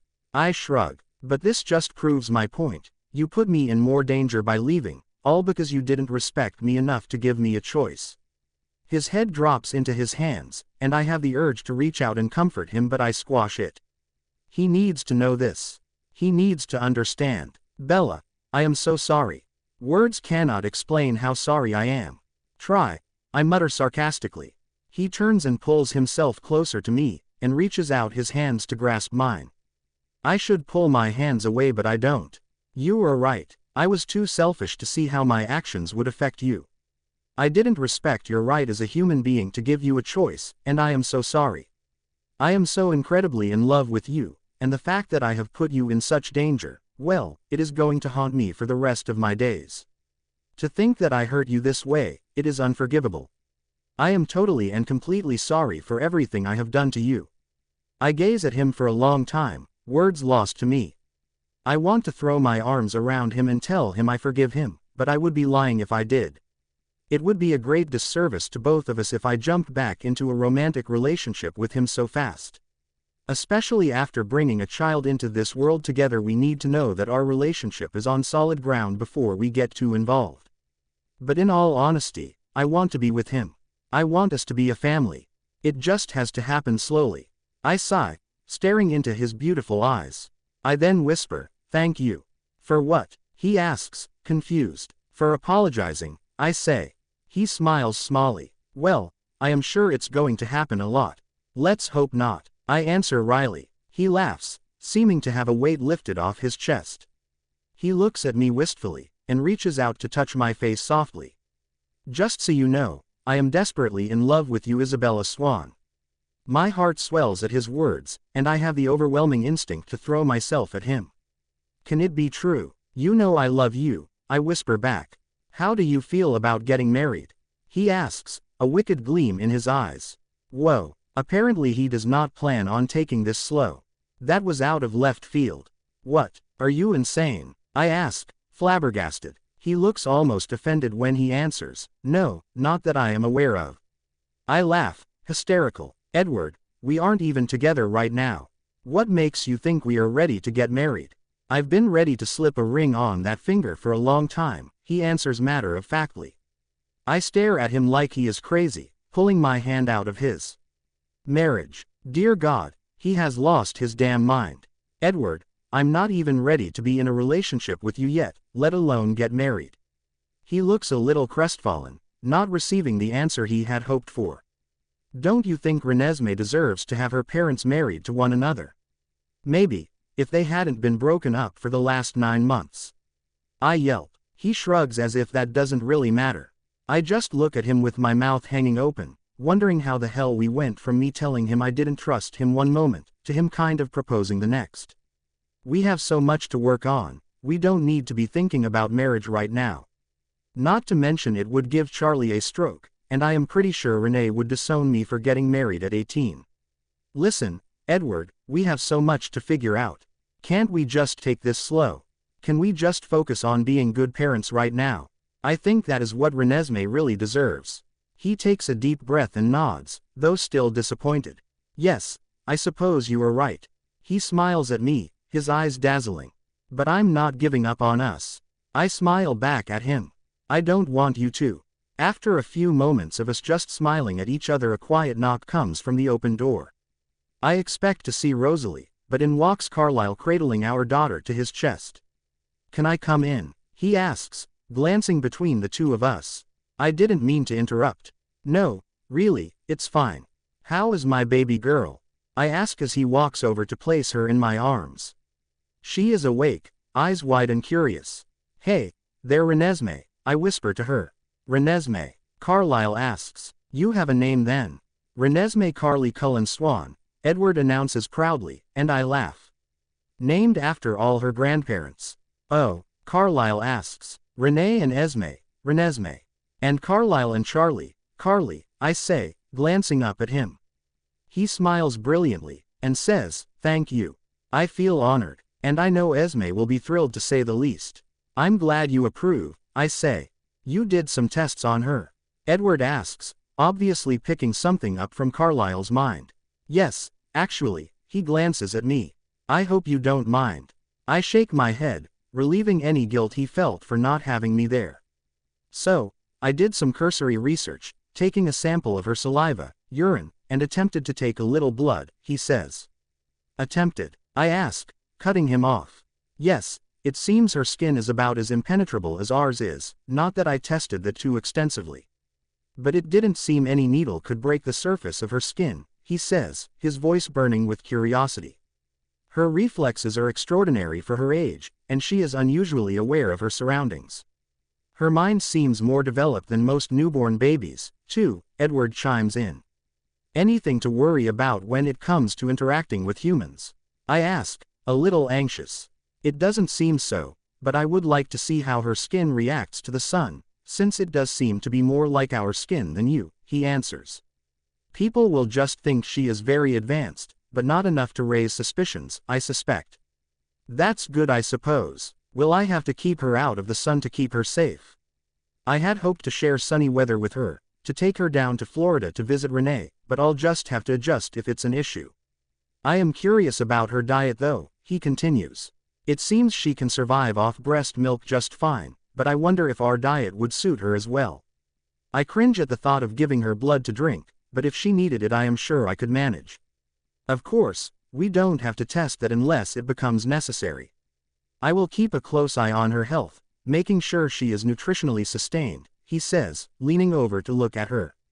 He then looks at me, and frowns a little. Speaking of which, when was the last time you had a meal?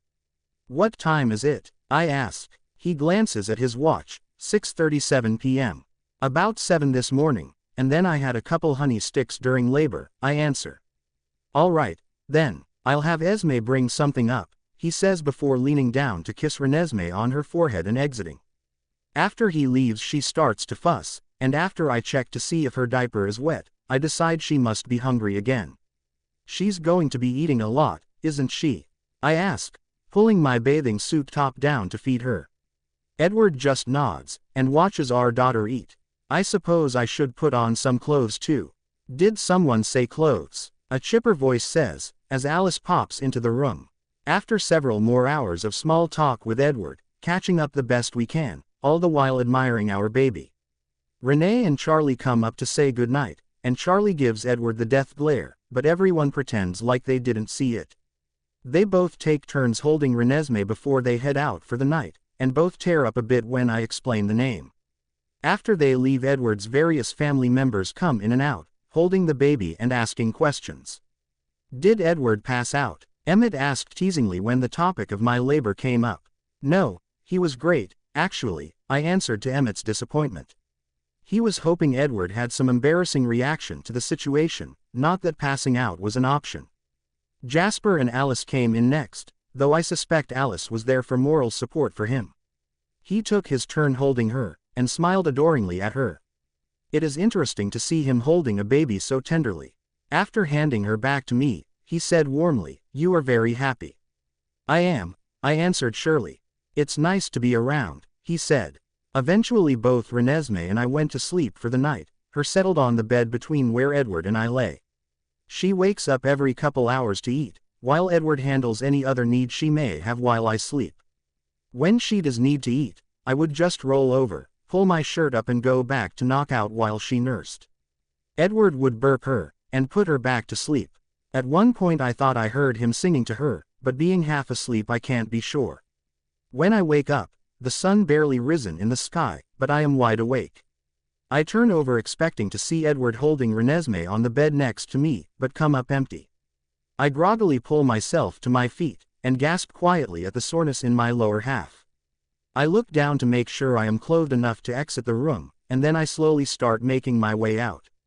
As I approach the stairs I notice the sweet melody of the piano drifting up, and I more eagerly make my way down. When I come around the corner, I stop to take in the sight before me. Edward's back is to me as he sits at his piano, playing my lullaby. On the floor next to him is Renesmee sitting in a small bouncer, staring up at her father as he plays for her. Tears fill my eyes as I watch the scene in front of me. Seeing such a raw, unadulterated moment between father and daughter is something I had never thought I'd see. And now that I am watching it, I can't believe that I wanted to do this without him. I only stayed at the Cullens' house for 2 days, insisting on going home, despite all the protests from Edward's family and Edward himself. I know they want to be around Renesmee as much as possible, but the truth is, this isn't my home.